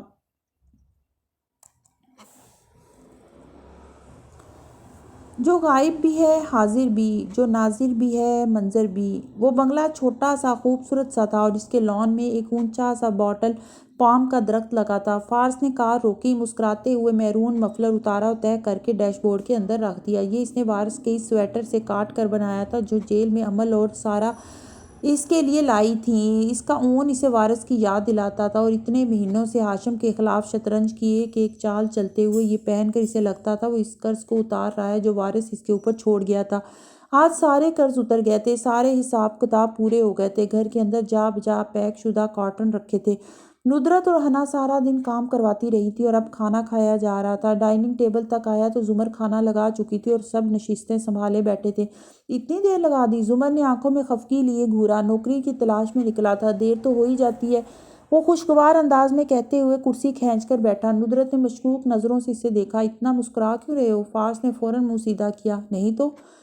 اور سنجیدہ شکل بنائے پلیٹ میں کھانا نکالنے لگا۔ زمر نے ایک گہری نظر اس پہ ڈالی، پھر میز کو دیکھنے لگی۔ سب کھانا شروع کر چکے تھے۔ اسے خیال آیا کہ پانی نہیں رکھا، میں پانی لاتی ہوں۔ وہ اٹھی اور پانی لا کر رکھا، پھر دیکھا ٹیشو ندار، اور دوبارہ گئی اور ٹیشو کا ڈبہ لا کر میز پر سجایا، پھر کسی اور خیال سے اٹھی۔ بیٹھ جاؤ زمر، ندرت نے ٹوکا تھا۔ گھر کی مالکن کا کام کھانے کے دوران میز سے بار بار اٹھنا نہیں ہوتا، اس کا کام ہے کھانا بنانا اور کھانا لگانا، چاہے مہمان ہوں گھر والے یا سسرال والے۔ اگر تم کھانے کے دوران بار بار اٹھ کر تازہ پھلکے لا کر دو گی یا ان کے نخرے اٹھاؤ گی تو تمہاری تو آہستہ آہستہ ڈائننگ ٹیبل سے جگہ ہی ختم ہو جائے گی۔ ان کو تمہارے بغیر کھانے کی اور تمہیں اٹھانے کی عادت پڑ جائے گی۔ عادتیں عورتیں خود بگاڑتی ہیں، اور پھر جب سسرال والے سر پر چڑھ کر ناچنے لگتے ہیں تو شکایت کرتی ہیں۔ نئے گھر نئی زندگی میں سیٹل ہونے کے بعد لڑکیوں کو بہت اچھا بننے اور جی حضوری کر کے بڑھ چڑھ کر خدمت کرنے کی بجائے صرف اتنا کام کرنا چاہیے جتنا وہ اپنے گھر میں کرتی تھیں، کیونکہ وہ اتنی ہی ذمہ داری آگے بھی نبھا سکتی ہیں۔ ذمہ داری اتنی لو جتنی نبھا سکتی ہو۔ زمر آہستہ سے بیٹھ گئی تھی۔ بس کر دیں امی، آپ پہ یہ مخلصانہ مشورے سوٹ نہیں کر رہے۔ حنین نے بیزاری سے لقمہ دیا اور ندرت نے صرف اس کو گھورا۔ پرایا گھر دیکھ کر جوتے تک ہاتھ لے جانے سے خود کو روکے رکھا۔ کھانا خوشگوار ماحول میں کھایا گیا۔ سارے دورانیے میں فارس کے لبوں پر مسکراہٹ رینگتی رہی، ساری اداکاری ایک طرف، وہ اس مسکراہٹ کو نہیں چھپا پا رہا تھا۔ کھانے کے بعد سیم ٹی وی لاؤنج میں زمر فارس کا ٹی وی دیکھنے چلا گیا۔ بڑے دن سے گھر سے وہ شیطان کا ڈبہ غائب تھا تو یہاں ٹی وی دیکھنے کا مزہ آ رہا تھا۔ ابا کو بھی ساتھ لے گیا۔ ندرت نماز پڑھنے کمرے میں چلی گئی اور وہ چاروں میز پر بیٹھے رہ گئے۔ سویٹ ڈش کھائی جا چکی تھی اور وہ یوں ہی بیٹھے تھے۔ آج میں نوشیروان سے ملا، سعدی نے خالی کپ میں چمچ ہلاتے سر اٹھا کر کہا۔ ساتھ بیٹھی حنین نے جہاں چونک کے اسے دیکھا وہیں سامنے بیٹھے زمر اور فارس بھی حیران ہوئے۔ فکر نہ کریں، وہ بس معافی مانگ رہا تھا، وہ امریکہ جا رہا تھا، جاب مل گئی اسے ادھر۔ تم نے کیا کیا؟ میں اسے معاف نہیں کر سکتا تھا، سوری، مگر میں خود کو مجبور نہیں کر سکتا۔ اللہ قرآن میں کہتا ہے وارثوں کو خون معاف کرنے کے لیے مجبور نہیں کرنا چاہیے، یہ تو پھر میرا اپنا خون تھا۔ اس نے سادگی سے شانے اچکائے۔ سب خاموش ہو گئے۔ اگر عدالت اس کو سزا دے دیتی تب تم معاف کر دیتے اسے؟ زمر نے نرمی سے پوچھا۔ سب غور سے سعدی کو دیکھ رہے تھے۔ جی، میں تیار تھا، مجھے یقین تھا کہ عدالت میرے حق میں فیصلہ دے گی، لیکن شاید ہمارا کیس کمزور تھا۔ پھر شکوہ کنانہ نظروں سے زمر کو دیکھا۔ میں آپ کو کہتا رہا کہ کیس ہاشم کے خلاف ہونا چاہیے، مگر آپ لوگوں نے میری بات نہیں مانی، میں نے تو صرف مشورہ دیا تھا۔ فارس نے کان کھجاتے ہوئے کندھے اچکائے۔ اگر ہمارے پاس وہ فائلز ہوتی، ہنا کا میموری کارڈ ہوتا یا ہاشم کو میرا پاسپورٹ نہ ملتا تو ہمارا کیس کمزور نہ ہوتا، وہ افسوس کر رہا تھا۔ حنین اور فارس نے ایک دوسرے کو دیکھا اور زمر نے باری باری ان دونوں کو پھر سعدی کو مخاطب کر کے بولی، ویسے سعدی غلطی تمہاری ہے، پاکستان آ رہے تھے تو کسی کو اپنی فلائٹ کا علم نہ ہونے دیتے، اس کو معلوم تھا تمہاری فلائٹ کا، اسی لیے تو اس نے تمہارا پاسپورٹ چرا لیا۔ کسی کو بھی میری فلائٹ کا علم نہیں تھا زمر، وہ تونگ کر بولا، کسی کو نہیں معلوم تھا کہ میں آ رہا ہوں سوائے، اور وہ بولتے بولتے رک گیا، چونک کے فارس کو دیکھا۔ آپ کو معلوم تھا، صرف آپ کو، حنین نے گڑبڑا کے، اور زمر نے بڑے مزے سے مسکرا کے اسے دیکھا۔ فارس شدید غیر آرامدہ سا ہوا اور کرسی پر پہلو بدلا۔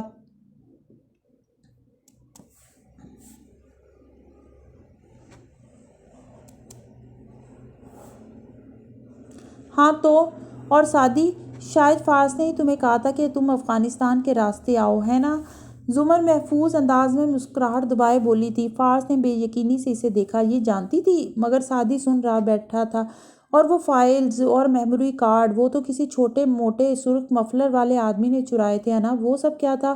وہ اس کی طرف گھوما۔ حنین تیزی سے کھڑی ہوئی، میری نماز کا وقت ہو رہا ہے۔ سعدی نے ہاتھ سے کھینچ کر اسے واپس بٹھایا۔ وہ شرمندگی سے آنکھیں میچ کر بیٹھی۔ میرے پاس آرٹیکل 13 کے تحت خاموش رہنے کا حق ہے۔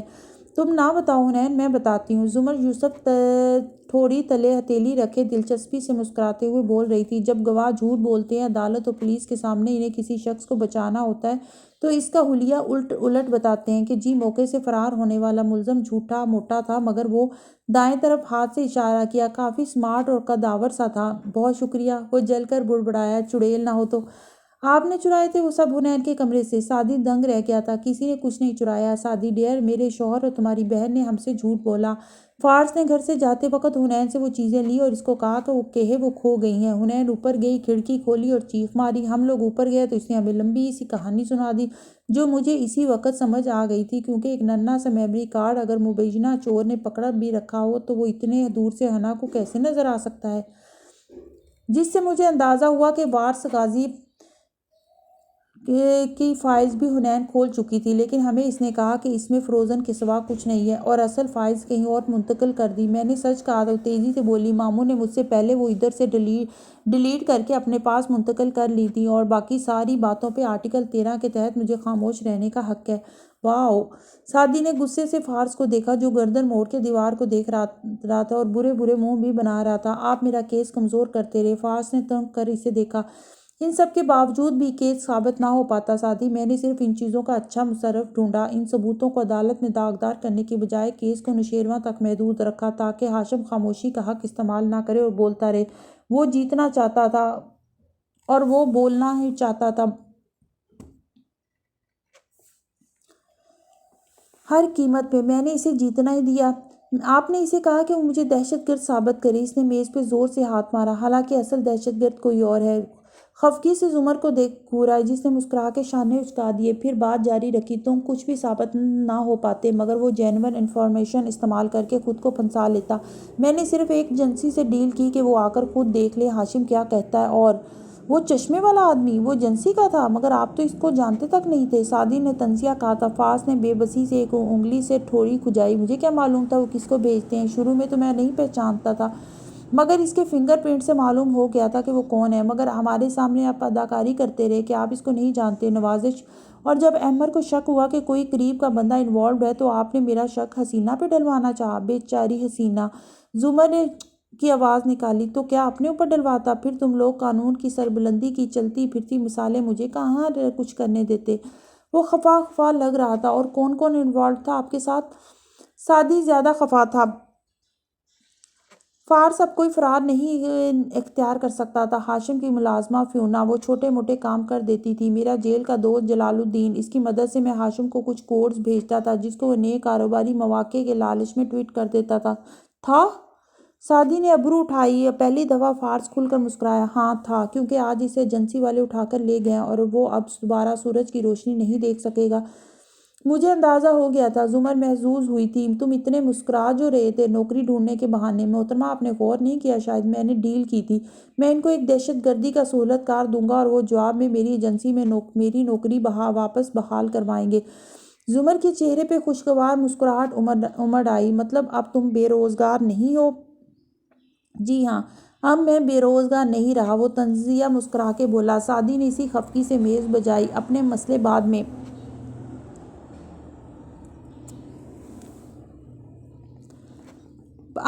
بعد میں سلجھائیے گا، پہلے میرے سوالوں کے جواب دیں۔ سب کچھ تو بتا چکا ہوں، اور کیا رہ گیا؟ وہ اکتا گیا۔ ماموں، آپ نے ہمیں ایک بات کبھی نہیں بتائی۔ حنین فوراً چہکی۔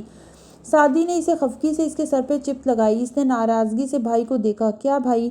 اگر آپ دونوں پہ ماموں نے اعتبار نہیں کیا اور مجھ پہ کیا تو پلیز جیلس نہ ہوں۔ اچھا؟ وہ سنجیدگی سے فارس کی طرف گھومی۔ آپ نے یہ نہیں بتایا کہ آپ کو کیسے معلوم ہوا کہ سعدی بھائی کو نوشیروان نے گولی ماری ہے، اور یہ کہ وہ ہاشم کی قید میں ہے؟ اب وہ تینوں اس کی طرف دیکھنے لگے تھے۔ ڈائننگ ہال میں سناٹا طاری ہو گیا اور وہ شدید غیر آرامدہ محسوس کرنے لگا۔ میں ہر بات بتانے کا پابند نہیں ہوں۔ وہ تینوں خاموشی سے اسے گھورتے رہے۔ فارس نے تھک کر گہری سانس لی۔ وہ نیکلس۔ اس نے باری باری تینوں کو دیکھا۔ جب سعدی غائب ہوا تو میں نے اس کے کمرے کی تلاشی لی۔ پولیس، زمر، سب اس لیے تلاشی لے رہے تھے کہ کوئی کام کی چیز مل جائے۔ میں اس لیے تلاشی لے رہا تھا کہ اور کیا کیا نہیں موجود۔ تب میں نے دیکھا کہ وہ نیکلس غائب ہے جو اس روز ہاشم نے سعدی کی جیب میں پلانٹ کروایا تھا۔ مجھے شک ہوا کہ صبح وہ ہاشم کے آفس ہی گیا ہوگا نیکلس واپس کرنے۔ زمر اور حنین کسی حلیمہ کا نام لے رہے تھے۔ میں نے پتہ کیا اور معلوم ہوا کہ ہاشم کی سیکرٹری کا نام حلیمہ ہے۔ کچھ عرصے بعد میں نے فیونا کو چند پیسے اوپر دے کر خرید لیا۔ اب سارا معاملہ واضح تھا کہ یہ کاردار کا کام ہے۔ پھر رک کر خفگی سے زمر کو دیکھا۔ اور اب آپ کب سے میری سرگرمیوں سے واقف تھیں؟ آخری اطلاع تک میں آپ کی بیوی ہوں، اور جس مفلر کو آپ کے کار کے ڈیش بورڈ میں چھپا کر رکھتے ہیں وہ کار میں کئی دفعہ ڈرائیو کرنے کا شرف حاصل کر چکی ہوں۔ استغفراللہ! کسی شریف انسان کی ذاتی چیزوں کی تلاشی لینا انتہائی غیر اخلاقی حرکت ہے۔ نہیں، میں نے سوچا شاید آپ کی کسی پرانی کلاس فیلو کی کوئی باقیات مل جائے۔ ادھر سے یار، آپ دونوں لڑ بعد میں لینا، پہلے مجھے حساب دیں۔ مجھے اتنے مہینے اندھیرے میں کیوں رکھا آپ نے؟ وہ جھنجھلا کر کہہ رہا تھا، مگر میز کی دوسری طرف بیٹھے فارس اور زمر ایک دوسرے کی طرف رخ موڑے شروع ہو چکے تھے۔ اس نے بے بسی سے حنین کو دیکھا جو فوراً گڑبڑا کے اٹھ کھڑی ہوئی۔ دونوں ہاتھ اٹھائے۔ آرٹیکل 13 بولا اور اندر بھاگ گئی۔ کمرے میں آ کر اس نے ندرت کو مخاطب کر کے پوچھا، ویسے امی، یہ حسینہ نے اتنا قیمتی موبائل لیا کیسے؟ امی نے نماز سے ابھی سلام پھیرا تھا۔ اس کو دیکھ کر کہنے لگی، اس نے یا تو اپنا زیور بیچا ہے یا اپنے ماں باپ سے پیسے لے کر لیا ہے، اس لیے اس سوال پر پھیکی پڑ جاتی ہے۔ لو، اس کی کیا ضرورت تھی؟ کیونکہ تم لوگ اپنے موبائل، ٹیبلٹ اور لیپ ٹاپ جب اس کے سامنے استعمال کر رہے ہوتے ہو تو کیا اس کا دل نہیں چاہتا ہوگا؟ ہم لوگوں کو احساس ہی نہیں ہوتا حنین کہ ہم قیمتی شاپنگ اور بھرے فریج سے اپنے ملازموں کو کتنے احساس کمتری میں مبتلا کر دیتے ہیں۔ اور وہ سر جھٹک کر نوافل کی نیت باندھنے لگی۔ حنین گہری سانس لے کر رہ گئی۔ اٹھے گا اناالحق کا نعرہ۔ آئس کریم پارلر میں بجتی موسیقی کسٹمرز کے شور میں دب سی گئی تھی۔ ہر میز پہ رش لگا تھا۔ ایسے میں بامشکل حنین نے 2 افراد کی ایک میز قابو کی، اپنا بیگ ادھر رکھا اور پھر ساتھ کھڑی زمر کو مسکرا کر دیکھا۔ میں ہماری جگہ رکھتی ہوں جب تک کہ آپ آئس کریم لے آئیں۔ پھر ذرا جتا کر بولی، ظاہر ہے اتنے عرصے بعد آپ نے میرے لیے وقت نکالا ہے تو آرڈر بھی آپ ہی لائیں گی۔ اور مسکرا کر کرسی پہ بیٹھ گئی۔ وہ بالوں کو فرنٹ چوٹی میں باندھے ہوئے تھی اور ماتھے پہ گرتے بال تازہ کٹے لگ رہے تھے۔ شیور زمر جو سامنے سینے پہ بازو لپیٹے اور بالوں میں سن گلاسز لگائے کھڑی تھی، مسکرا کے کندھے اچکائے بولی، تمہارے لیے کون سا فلیور لاؤں؟ آج واقعی عرصے بعد وہ دونوں سارے جھمیلوں سے آزاد ہو کر فرصت سے بیٹھی تھیں۔ جو اپنے لیے لیں اس کے بالکل الٹ۔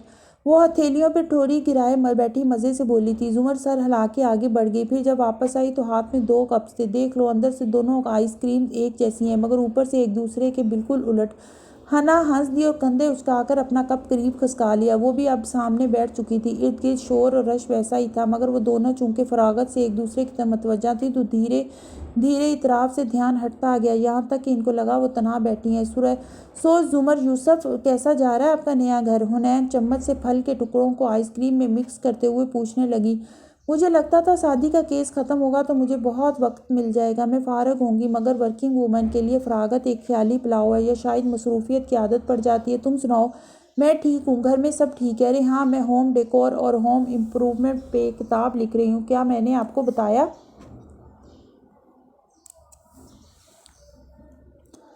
غالباً تم مجھے پچھلے 2 ہفتوں میں 200 دفعہ بتا ہی چکی ہو۔ حنا نے برا سا منہ بنا کر اسے دیکھا۔ روز تو ملتے ہیں ہم، اب سمجھ میں ہی نہیں آتا کہ اور سناؤ کا جواب کیا دے انسان۔ تمہیں یاد ہے حنین، میں اور تم انیکسی کے تہہ خانے میں زمین پر بیٹھ کر رات کے اندھیرے میں ایک دوسرے سے سچ بولا کرتے تھے۔ زمر آئس کریم کھاتے ہوئے مسکرا کے یاد کر رہی تھی۔ حنا کی آنکھیں چمکی۔ چلیں آج پھر ایک دوسرے سے سچ بولتے ہیں، پہلے آپ کی باری ہوں۔ وہ منہ میں کریم سے بھرا چمچ رکھ کر نگاہیں اوپر کیے سوچنے لگی، پھر حنا کو دیکھا، مسکرائی۔ جب تم چھوٹی تھی تو میں اکثر تمہارے گھر میں چابیاں بھول جاتی تھی جان کر، اور مجھے کئی سال بعد مگر سمجھ آ گئی تھی کہ آپ وہ جان کر بھولتی ہیں، اور میں کھڑکی سے آپ کو دیکھا کرتی تھی۔ حنا خفیف سا ہنس دی۔ مجھے یقین تھا کہ آپ پلٹ آنے والوں میں سے ہیں، اور تم بھی۔ چند لمحے کے لیے دونوں کے درمیان ایک آزردہ سی خاموشی چھا گئی، پھر حنا نے اداسی دور کرنے کو مسکرا کے سر جھٹکا۔ اب سب ٹھیک ہے، اب ہم نے اداس نہیں ہونا، چلیں اب پھر سے آپ کی باری۔ مجھے تو اور کچھ یاد نہیں آ رہا۔ زمر نے بے بسی سے کندھے اچکائے۔ اچھا ایک بات بتائیں۔ وہ درمیان میں چمچ کو لبوں کے اندر رکھنے کو رکی، اسے منہ میں گھولا، پھر بولی، آبدار کے بعد کیا آپ پرسکون ہیں؟ میرا مطلب ہے آپ کو فارس ماموں کی طرف سے بھلے آپ کو چڑھانے اور جلانے کے لیے صحیح دوسری عورت والا دھڑکا تو نہیں لگا رہتا؟ ہرگز نہیں۔ زمر نے فخر سے گردن کڑھائی۔ مجھے یقین ہے کہ آئندہ وہ مجھے تنگ کرنے کے لیے بھی کسی دوسری عورت کا نام نہیں لے گا۔ چند ثانیے دونوں خاموشی سے ایک دوسرے کو دیکھتی رہی، پھر حنا نے زبان کھولی، یہ سچ نہیں تھا، بالکل یہ سچ نہیں تھا۔ زمر نے گہری سانس لی اور وہ دونوں ہنس پڑی۔ ویسے تم خوش ہو میرے اور فارس کے جانے سے؟ حنا نے ابرو اچکا کے بے نیازی سے ادھر ادھر دیکھا۔ میں اب کافی میچور ہو گئی ہوں۔ آپ سعدی بھائی کو زیادہ توجہ دیں یا فارس ماموں کو، میں اب بالکل بھی جیلس نہیں ہوتی۔ اوکے، مگر یہ جھوٹ تھا۔ آف کورس یہ جھوٹ تھا۔ حنا جھرجھری سی لے کر اپنے کپ پہ جھکی اور جلدی جلدی کھانے لگ گئی۔ سنو حنا، ہمیں یہ سب آئس کریم کے کپس کی طرف اشارہ کیا، زیادہ سے زیادہ کرنا چاہیے تاکہ ہم ایک دوسرے سے سچ بولنا سیکھ لیں۔ کیا یہ سچ تھا؟ حنا نے اس کو دیکھ کر پلکیں جھپکائیں تو وہ ہنس پڑی اور اپنے کپ میں چمچ گھمانے لگی۔ موسیقی اب بھی انسانوں کے شور اور قہقہوں کے اندر دبی ہوئی تھی، اور آئس کریم پارلر میں رش بڑھتا جا رہا تھا، جو میں بھی ہوں اور تم بھی ہو۔ فورلی ایور آفٹر میں اس دوپہر نوجوانوں کا ایک ہجوم جمع تھا۔ چند میزوں پہ ایک طرف انہوں نے قبضہ کر رکھا تھا اور پرجوش انداز میں ایک دوسرے سے باتوں میں مگن تھے، بار بار گھڑیاں بھی دیکھتے، موبائل بھی چیک کرتے، جیسے انتظار میں تھے۔ بھلائی منظر کے حال میں سارا سامان سمیٹا جا چکا تھا، بس ایک میز پہ کچھ باکس رکھے تھے، جن میں سے فارس کھڑا جھک کر کچھ کاغذات الٹ پلٹ کر رہا تھا۔ اس نے سیاہ پینٹ پہ سفید ڈریس شرٹ اور سیاہ کوٹ پہن رکھا تھا۔ بال اب بھی پہلے کی طرح چھوٹے تھے، مگر چہرے سے ساری کلفت، بیزاری اور اکتاہٹ دور ہو چکی تھی۔ اس پہ ہم وقت ٹھنڈے اور خوشگوار تاثرات رہا کرتے تھے۔ دروازہ دھاڑ سے کھلا اور سعدی اندر داخل ہوا۔ وہ نہیں ہلا، اپنا کام کرتا رہا۔ سعدی اس کے سر پہ آ کھڑا ہوا، برہمی سے اسے گھورا۔ ان لوگوں کو کس نے بلایا ہے؟ ہر غلط کام میں میرا ہاتھ نہیں ہوتا سعدی یوسف۔ وہ مصروف انداز میں چند کاغذ ایک فائل میں لگا رہا تھا۔ یہ مختلف شہروں سے آئے سیف سعدی یوسف پیج کے ایکٹیو ممبرز ہیں ماموں، میں ان سے نہیں ملنا چاہتا تھا، میں شرمندہ تھا۔ میں نے نہیں بلایا یار ان کو، تمہاری امی کا ہاتھ ہوگا اس میں اپنے کام سے آیا ہوں ادھر۔ وہ سادگی سے اسے دیکھ کر بولا تو سعدی نے خفگی سے سر جھٹکا۔ اب میں ان سے جا کر کیا بات کروں؟ یہ کیسے ان کو تسلی دوں کہ اس ملک میں قاتل بچ جاتے ہیں مگر پھر بھی اس کا مستقبل روشن ہے؟ یہ تمہارا مسئلہ ہے، مجھے الزام نہ دینا۔ ٹھیک ہے، میں مانتا ہوں کہ ہم وہ ثبوت استعمال کر لیتے، تب بھی نوشیروہ نہ پکڑا جاتا، لیکن ہاشم ہم اس کو سزا دلوا سکتے تھے عدالت کے ذریعے، تاکہ ایک مثال قائم ہوتی، یوں بیک ڈور سے، کسی ایجنسی کے ذریعے نہیں۔ What ever. وہ اپنے بیگ میں چند فائلز ڈال کے سیدھا ہوا، بیگ اٹھایا اور اسی سادگی سے اسے دیکھتا۔ اب وہ تمہارے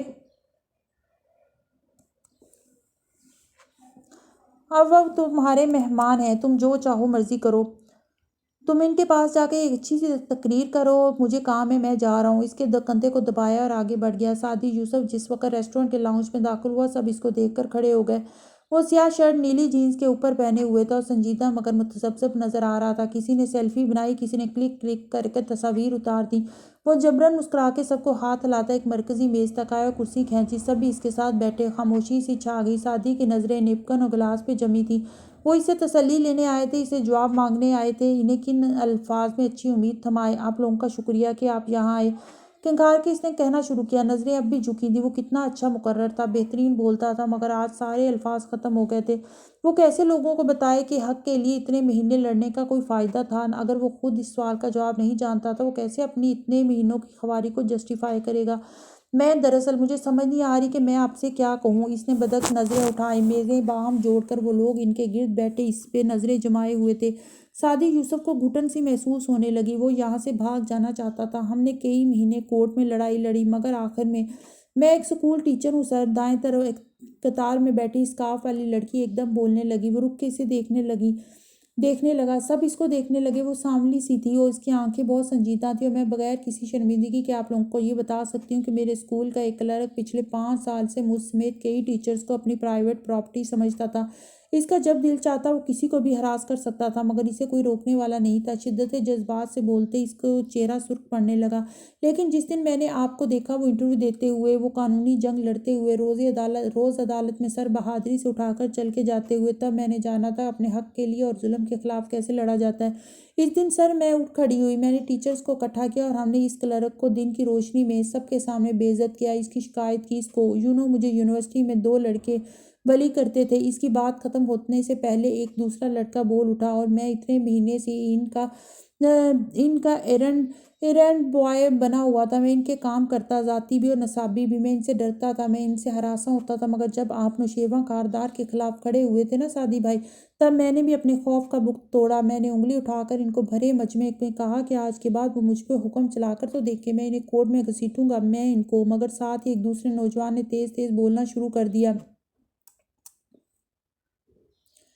میرے دوست کی بہن کو اس کا کالج ٹیچر بلیک میل کر رہا تھا، اور یقین کریں سعدی بھائی، اگر آپ کو میں نے وہ انٹرویو دیتے نہ دیکھا ہوتا، اگر آپ کی بہن کی گواہی نہ سنی ہوتی، تو میں کبھی اپنے دوست کو نہ سمجھا سکتا کہ اسے بلیک میل کا کیسے بہادری سے مقابلہ کرنا ہے، اسے کیسے اپنی عزت کی حفاظت۔ میرے والد انکم ٹیکس میں کام کرتے ہیں، ان کا باس ان کو ہر وقت۔ میں جب ہاسٹل میں تھی تو جانتے ہیں میری وارڈن نے کیا کہا؟ میں نے جب آپ کو ان امیر بدماشوں کے سامنے کھڑے ہوتے دیکھا تھا سعدی بھائی، تب میرے اندر ہمت آئی اور وہ دم بخود بیٹھا تھا۔ کبھی ٹکر ایک کی شکل دیکھتا، کبھی دوسرے کی دیکھنے لگتا۔ وہ کچھ بول ہی نہیں پا رہا تھا، وہ ان کو ٹوک بھی نہیں پا رہا تھا۔ وہ اس سے تسلی سننے نہیں آئے تھے، وہ اس کو سنانے آئے تھے، داستانیں، کہانیاں، ہمت اور بہادری سے لڑی جانے والی جنگیں۔ اور وہ یک ٹک سن رہا تھا، پلک جھپکے بغیر۔ وہ ایک ایک کا چہرہ تک رہا تھا۔ وہ صرف ان کی بہادری کی جدوجہد کی کہانی سن پاتا، مگر پھر دوسرا بول اٹھتا اور وہ جان ہی نہ پاتا کہ اس کلرک کو کیا سزا ملی۔ ہراساں کرنے والے دوستوں کا کیا بنا؟ بلیک میل کالج ٹیچر کو نکالا گیا یا نہیں؟ انکم ٹیکس والے باس اور ہاسٹل کی وارڈن کی نوکری گئی یا نہیں؟ اور اس سے فرق بھی نہیں پڑتا تھا، نہ انہیں اس بات سے فرق پڑتا تھا کہ نوشیروان بچ گیا اور بھاگ گیا۔ وہاں سب کے لیے صرف جدوجہد اہم تھی، اپنے خوف کے بت توڑ دینا اہم تھا، آزاد ہو جانا اہم تھا۔ وہاں صرف مقتل میں اترنے کی دھج کا ذکر تھا، اس شان کا ذکر تھا، وہ شان جو ایک کی ہوتی ہے مگر کئی ہزاروں کو ہمت دے جاتی ہے، سب کچھ سکھا جاتی ہے۔ وہ اس سے تسلی لینے نہیں آئے تھے، وہ اس کو تسلی دینے بھی نہیں آئے تھے، وہ تو اپنی داستانیں سنانے آئے تھے۔ اس کے گلے میں آنسوؤں کا گولا پھنس رہا تھا، وہ اسی طرح رونا چاہتا تھا جیسے فیصلے کے دن رویا تھا، مگر آج وجہ وہ نہیں تھی۔ آج وجہ یہ تھی کہ اسے اب معلوم ہوا تھا کہ فیصلے کی گھڑیاں شاید تب بیتی نہیں تھی۔ فیصلہ تو اب ہوا تھا، وہ ہارا نہیں تھا، وہ جیت گیا تھا، اور جو جیتا تھا وہ اس سے کہیں زیادہ جیتا تھا جو اس نے ہارا تھا۔ اس نے ڈبڈباتی آنکھوں سے ریستوران کی شیشے کی دیوار کو دیکھا، جہاں پارکنگ میں فارس اپنی کار کا دروازہ کھول رہا تھا اور اسی طرف دیکھ رہا تھا۔ سعدی کو دیکھتے پا کر وہ مسکرایا، ایک آنکھ دبائی اور پھر اندر بیٹھ گیا۔ بہت سے آنسو اندر ہی اندر اتار کے سعدی یوسف بڑبڑایا، 2 نمبر آدمی۔ 6 ماہ بعد، دسمبر 2016، پورا چاند آسمان پہ یوں جگمگا رہا تھا جیسے چاندی تھال ہو۔ وہ آج اتنا بڑا، اتنا قریب نظر آ رہا تھا کہ لگتا ابھی پگھلی ہوئی چاندی زمین پہ انڈیلنے لگے گا۔ اس کے گرد سرمئی بادل جمع ہو رہے تھے، ہلکے، ہر بوجھ سے آزاد بادل۔ نیچے دیکھو تو ہوٹل کے سبزہ زار میں نیلے سوئمنگ پول کے پانی میں چاند کا عکس تیر رہا تھا، اچکولے کھا رہا تھا۔ پول کے ایک طرف 2 آرام دہ کرسیاں بچھی تھیں اور وہ دونوں ساتھ ساتھ ان پہ بیٹھے تھے۔ سردی اپنے جوبن پہ تھی، اور اسی مناسبت سے فارس نے بھوری جیکٹ پہن رکھی تھی اور گردن اٹھائے چاند کو دیکھ رہا تھا۔ ساتھ بیٹھی زمر سفید جیکٹ پہنے ہوئی تھی، اس کا چہرہ بھی اوپر کی طرف تھا۔ تمہیں پورے چاند کو دیکھ کر کیا خیال آتا ہے فارس غازی؟ وہ اس مسحور کن لمحے کے زیر اثر چاندی کے تھال کو دیکھتے ہوئے بولی۔ وہ اس کے منہ سے کچھ خوبصورت سننا چاہتی تھی، یہی کہ اگر نیل آرمسٹرانگ نہ مرتا تو کم از کم ہمیں یہ تو بتا دیتا کہ انسان چاند پہ گیا بھی تھا یا وہ صرف ایک امریکی ڈرامہ تھا۔ سارا فسون ٹوٹ گیا، زمر کا حلق تک کڑوا ہو گیا۔ خفگی سے نظریں موڑ کے فارس کو دیکھا، وہ مطمئن حشاش بشاش سا نظر آتا، سر پیچھے ٹکائے اب اسے ہی دیکھ رہا تھا۔ تمہیں پتہ ہے تم نے کتنے عرصے سے مجھے یہ نہیں کہا کہ میں تمہیں کتنی اچھی لگتی ہوں؟ اور کس نے کہا تم مجھے اچھی لگتی ہو؟ اونچی بڑبڑاہٹ۔ اور نہ ہی میری تعریف کی ہے۔ کس چیز کی تعریف کروں؟ ان بالوں کی جو تم ڈائی کرتی ہو، یا اس چہرے کی جس پہ ہر وقت غصہ دھرا رہتا ہے؟ ارے واہ، ایک زمانے میں تو 7 سال تک قید میں ڈالنے کی باتیں کرتے تھے، اور اب دیکھو کتنے عرصے بعد تمہیں ڈنر کروانے کا وقت ملا ہے؟ وہ خفگی سے بولی تھی۔ وہ بھی اس لیے تمہیں لایا ہوں کیونکہ تم نے کہا تھا کہ بل تم دو گی۔ وہ تپانے والے انداز میں مسکرایا تھا۔ وہ باہر اس لیے بیٹھے تھے کیونکہ ابھی ڈائننگ ایریے میں کوئی میز خالی نہ تھی۔ میں نے ایسا کچھ نہیں کہا تھا، ویسے بھی میرے سارے پیسے تم نے رکھ لیے تھے۔ بی بی ایک منٹ، وہ حیران سا سیدھا ہوا۔ میں آپ کو ساری رقم واپس کر چکا ہوں 6 ماہ پہلے ہی۔ کوئی ثبوت؟ اس نے سنجیدگی سے ابرو اٹھائی۔ فارس نے تعصب سے اسے دیکھا۔ تم جج بننے کے لیے امتحان کیوں نہیں دے دیتی؟ بہت اچھی جج بنو گی تم۔ اور وہ بے اختیار ہنس دی، پھر دوبارہ سے گردن اٹھا کے چاند کو دیکھنے لگی۔ میں خوش ہوں فارس، میں بہت خوش ہوں۔ میں بھی خوش ہوں۔ تم کیوں خوش ہو؟ کیونکہ میرے آفس میں 2 بہت خوبصورت لڑکیاں کام کرتی ہیں اور فارس غازی، اس نے زور سے پیر زمین پر پٹکا تو وہ مصالحتی انداز میں ہاتھ اٹھا کر جلدی سے بولا، میں اس لیے خوش ہوں کیونکہ میری زندگی اب سٹیبل ہو گئی ہے۔ میرے پاس ایک بہت اچھی دل کی اچھی بیوی ہے۔ میرا خاندان مجھ سے خوش ہے۔ عزیزوں اور رشتہ داروں میں مجھے اب کوئی قاتل یا مجرم نہیں سمجھتا۔ ہاشم اور اس کا خاندان ہماری زندگیوں سے جا چکا ہے۔ میرے بھانجے اپنی زندگیوں میں صحت مند شہری بن کے بالآخر سیٹل ہو چکے ہیں۔ میرے پاس ایک اچھی گاڑی ہے، جاب ہے، گھر ہے اور میرے آفس میں 2 بہت خوبصورت لڑکیاں کام کرتی ہیں۔ اور اس دفعہ آخر میں وہ دونوں ہنسے تھے۔ آئی ریئلی ہیٹ یو فارس، لو یو ٹو، وہ مسکرا کے بولا تو وہ واقعی بہت خوبصورت لگ رہی تھی۔ اس کی ناک کی لونگ دمک رہی تھی۔ سفید جیکٹ سے ڈھکے کندھوں پہ گنتے گھنگریالے بھورے بال اور بھوری آنکھوں کی مسکراتی چمک، وہ واقعی خوش تھی اور وہ بھی تھا۔ دھماکے کی آواز آئی تو وہ چونکا، وہ بھی چونکی۔ لمحے بھر کو دل گھبرایا مگر پھر دیکھا ساتھ سے گزرتی ایک لڑکی سیل فون پر کوئی فلم دیکھ رہی تھی، یہ یا کسی فلم کا ٹریلر تھا۔ زمر نے اس کا پہلے لمحے بھر کو ششدر رہ جانے والا چہرہ دیکھا اور پھر اسے ریلیکس ہوتے دیکھا تو نرمی سے بولی، فارس اب سب ٹھیک ہے، کوئی سازشیں، کوئی قتل و غارت اب ہماری زندگی میں نہیں ہوگی، میں جانتا ہوں۔ وہ گہری سانس لے کر مسکرایا، پھر جھرجھری سی لی، بس کبھی کبھی ایک خیال سا ذہن سے گزرتا ہے جیسے دور کہیں کوئی کارما ہے جو میری گھات میں بیٹھا ہے۔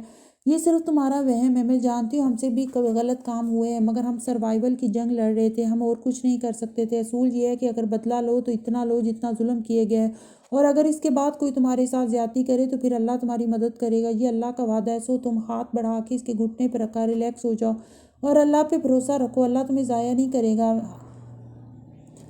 اب میرا ایمان اور یقین اب واپس آ چکا ہے۔ وہ مسکرایا، میں پرسکون رہنے کی کوشش کروں گا اور جب تک زندہ ہو یہ یاد رکھنا کہ ہم سب ہمیشہ تمہارے ساتھ کھڑے ہیں، اور میں جب تک زندہ ہوں تم یہ یاد رکھوں گی کہ تم میرے ساتھ ہو اور تم میرے سب سے اچھے دوست ہو۔ واقعی؟ وہ ہلکا سا ہنسا، آج بہت عرصے بعد تم چڑیل نہیں لگیں۔ اوکے، اب ذرا ہم ڈنر ہال کی طرف جاتے ہیں اور راستے میں تم مجھے یہ بتاؤ گے کہ میرا یہ نام کس نے رکھا تھا؟ اٹھتے ہوئے بولی احمد نے۔ وہ بھی ساتھ کھڑا ہو گیا۔ اور تم نے اسے ایک دفعہ بھی ٹوکا؟ بالکل نہیں، میں نے تو اسے شاباش دی تھی۔ اور تھوڑی سی شرم آئی تمہیں شاباش دیتے ہوئے؟ دیکھو میں ایک شریف آدمی ہوں۔ اور وہ دونوں ماہ کامل کی اس سرد رات میں قدم اٹھاتے چلتے جا رہے تھے، دور ہوتے جا رہے تھے اور ان کی آوازیں مدھم ہو رہی تھیں۔ دور سے یہی دکھائی دیتا تھا کہ جیکٹ کی جیبوں میں ہاتھ ڈالے جلتا غازی اس کی طرف جھک کر مسلسل کچھ کہہ بھی رہا ہے اور وہ نفی میں افسوس سے سر ہلائے جا رہی ہے، مسلسل لڑ رہی تھی۔ چاندی کے تھال سے چاندی اب بہہ بہہ کر ساری دنیا پہ گرنے لگی تھی، سب کچھ چمکنے لگا تھا اور راج کرے گی خلق خدا جو میں بھی ہوں اور تم بھی ہو۔ اور چند میل کے فاصلے پر بنی عمارت کے وسیع آڈیٹوریم میں کرسیاں اوپر سے نیچے تک بھری تھیں۔ پہلی قطار سے ایک طرف کیمروں اور فلیش لائٹس کی چکا چوندھ روسٹرم پر کھڑے سادی کی آنکھیں چندھائے دے رہی تھی مگر وہ اب ان کا عادی تھا۔ سیاہ 3 پیس سوٹ، ٹائی، کف لنکس پہنے، بالوں کو جیل لگا کر پیچھے کیے، وہ ڈائس پہ ہاتھ رکھے کھڑا، مائک پہ چہرہ جھکائے آنکھیں لوگوں پر مرکوز کیے کہہ رہا تھا، میرا نام سعدی یوسف خان ہے، لوگ مجھے پیار سے سعدی کہہ کر بلاتے ہیں اور غصے سے بھی یہی کہتے ہیں۔ حال میں کھلکھلاہٹ سی گونجی، وہ مسکراہٹ بھرے پرسکون چہرے کے ساتھ کہنے لگا، 6 ماہ پہلے جب میں کیس ہارا تھا تو مجھے لگا تھا میں ہار گیا ہوں، ختم ہو گیا ہوں، مجھے لگا تھا اب اس ملک کا کچھ نہیں ہو سکے گا۔ جب اتنا بڑا مجرم جس کے خلاف عینی شواہد ہوں، جب جج اس کو بری کر دیں یا پولیس دباؤ ڈال کر مقتول کے وارثوں سے ملزم کو معافی دلوا دے تو انسان سوچتا ہے اس ملک کا کیا بنے گا۔ جب ججوں کی بحالی اور عدلیہ کی آزادی کی تحریک چلانے والے ججوں کو متکبر اور وکلا کو متشدد بنے دیکھیں تو سوچتے ہیں کہ ہماری ریاست رائے گاں گئی، مگر مجھے کچھ عرصہ لگا یہ سمجھنے میں کہ ایسا نہیں ہوا۔ اس کی آواز سارے حال میں گونج رہی تھی اور لگتا تھا ماہ کامل کی اس برف رات میں وہ آواز دنیا کے ایک ایک کونے تک جا رہی تھی۔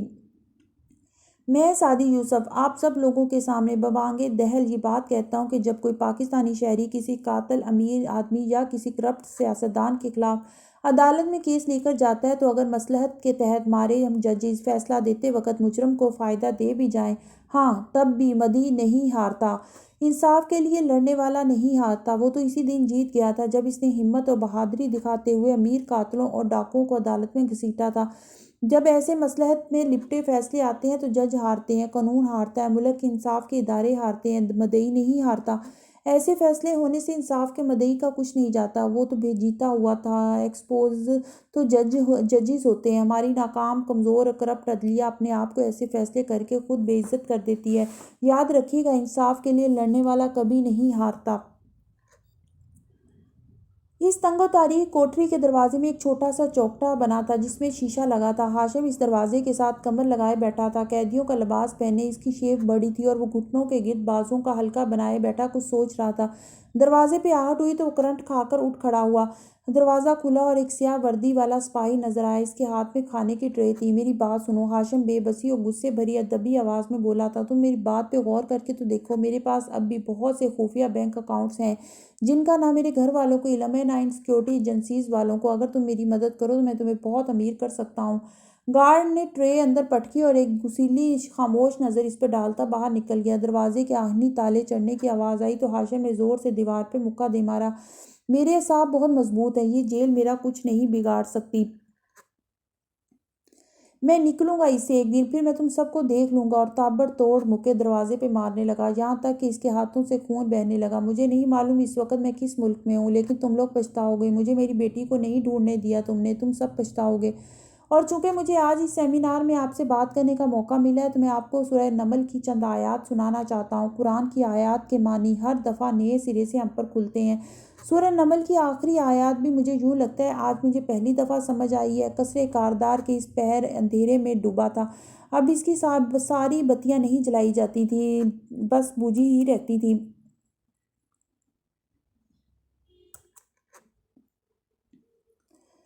تاریک بالکنی، میز پر چیکس بکس، آفس ڈاکومنٹس اور اینک رکھی تھی اور ریلنگ کے ساتھ ایک ہیولا سا کھڑا نظر آتا تھا، سلور رنگ کا چوگا پہنے، ہوڈ سر پہ گرائے، وہ جلے ہوئے ہاتھ ریلنگ پہ جمائے دور کے پہاڑوں کو دیکھ رہی تھی اور نیکسی اس کو دیکھ کر زخمی سا مسکرا رہی تھی۔ میں پناہ چاہتا ہوں اللہ کی دھتکارے ہوئے شیطان سے، اللہ کے نام کے ساتھ جو رحمان اور رحیم ہے، اور جب ان پر وعدہ پورا ہوگا تو ہم ان کے لیے زمین سے ایک جانور نکالیں گے جو ان سے باتیں کرے گا۔ کہ یہ لوگ ہماری آیتوں پر یقین نہیں لاتے تھے؟ وہ سانس لینے کو رکا اور ایک نظر خاموش حال کو دیکھا۔ النمل کی آخری آیات میں ایک زمین کے جانور کا ذکر ہے جو قرب قیامت زمین سے نکلے گا اور لوگوں سے باتیں کرے گا۔ ویسے تو یہ ایک قیامت کی نشانی ہے، مگر یہ اس صورت کے اختتام میں آئی ہے جو چیونٹیوں کی صورت ہے، جس کے ہر واقعے میں ایک ایک چیونٹی اکیلی سارے عالم سے ٹکراتی ہے، ان کو اصلاح کی طرف پکارتی ہے، ان کا ہاتھ ظلم سے روکتی ہے نظر آتی ہے، مگر ہر کوئی اسے نہیں سنتا۔ ہم چیونٹیوں جیسے لوگوں کی جب متکبر لوگ بات نہیں سنتے تو آخر میں زمین پھٹتی ہے اور بڑے بڑے جانور نکل کر انہی جیسے خوفناک جانور نکل کے انہیں عبرت کا نشان بنا دیتے ہیں۔ جب چیونٹیوں کو قدموں تلے پیسا جاتا ہے تو وہ کاٹیں یا نہ کاٹیں، زمین کے اندر چھپے جانوروں کو باہر نکال لاتی ہیں۔ وہ کانفرنس روم میں متعدد غیر ملکی مہمان بیٹھے تھے اور ان کے میزبان بھی مسکراتے ہوئے سامنے موجود نظر آ رہے تھے۔ دھڑا دھڑ مختلف یادداشتوں پر دستخط ہو رہے تھے اور ڈاکٹر سارا مسکرا کے اس ساری کارروائی کو دیکھ رہی تھی۔ قریب بیٹھی لڑکی نے جھک کر سرگوشی کی، تھرکول بالآخر ایک حقیقت بننے جا رہا ہے، کیا سعدی اب بھی واپس نہیں آئے گا؟ سارا نے اس کے کان کے قریب آہستہ سے کہا، وہ پرائیویٹ سیکٹر میں چلا گیا ہے، اب جب راستہ کھل گیا ہے تو وہ آنے پہ راضی نہیں، کہتا ہے وہ سرکاری عہدہ لے کر مصلحتوں کا شکار ہو کر نہیں کام کر سکتا۔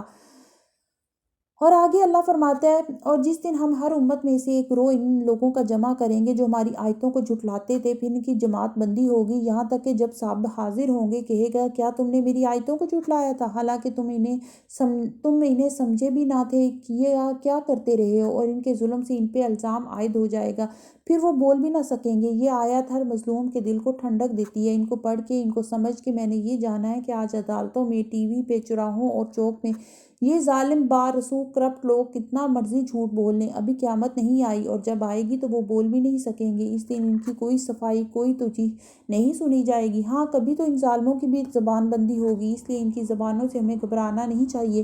سفید دیواروں والے کمرے میں خوبصورت پینٹنگز آویزاں تھیں۔ گھومنے والی کرسی پہ سفید کوٹ پہنے بیٹھی ڈاکٹر پیڈ پہ قلم سے چند الفاظ گھسیٹ رہی تھی، اور سامنے بیٹھا آنکھوں تلے ہلکے لیے نوشیروان پسماندگی سے اداسی سے بیٹھا اسے دیکھ رہا تھا۔ کیا اب میں یہ دوا چھوڑ نہیں سکتا؟ کہ ان دواؤں کے بغیر مجھے کہیں سکون نہیں ملے گا؟ آئی ایم سوری، لیکن آپ کی ذہنی حالت کے لیے یہ بہت ضروری ہیں، وہ صفحہ پھاڑ کے اس کی طرف بڑھاتے ہوئے بولی تھی۔ شیرو نے اذیت سے آنکھیں موند لیں۔ دوائیاں نیند کی، ڈپریشن کی، سکون کی، قابل کی مہر ماتھے پہ دہکنے لگی تھی۔ کیا نہیں دیکھتے کہ ہم نے رات بنائی تاکہ اس میں چین حاصل کریں، اور دیکھنے کو دن بنایا؟ البتہ اس میں ان لوگوں کے لیے نشانیاں ہیں جو ایمان لاتے ہیں، اور جس دن سور پھونکا جائے گا تو جو کوئی آسمان میں ہے اور جو کوئی زمین میں ہے سب ہی گھبرائیں گے، مگر جسے اللہ چاہے، اور سب اس کے پاس عاجز ہو کر چلے آئیں گے۔ یہ آیات سن کر میرے دوستو، کیا ہم صرف اپنے دشمنوں کی عاقبت کا سوچتے ہیں یا اپنا بھی سوچتے ہیں؟ کیا ہم اس دن کی گھبراہٹ سے محفوظ رہنے والے کام کرتے ہیں؟ ہارون عبید ایک ٹاک شو کے سیٹ پہ بیٹھے مسکرا کر مقابل موجود دو مہمانوں سے بحث کر رہے تھے۔ ان کے انداز میں بے نیازی تھی، آگے بڑھنے کی لگن تھی، عنقریب پا لینے والی فتح کی چاہ، اور وہ کہہ رہے تھے ہم نے اس ملک میں جمہوریت کے لیے قربانیاں دی ہیں، ہماری منزل قریب ہے، آپ دیکھیے گا ہم کیسے۔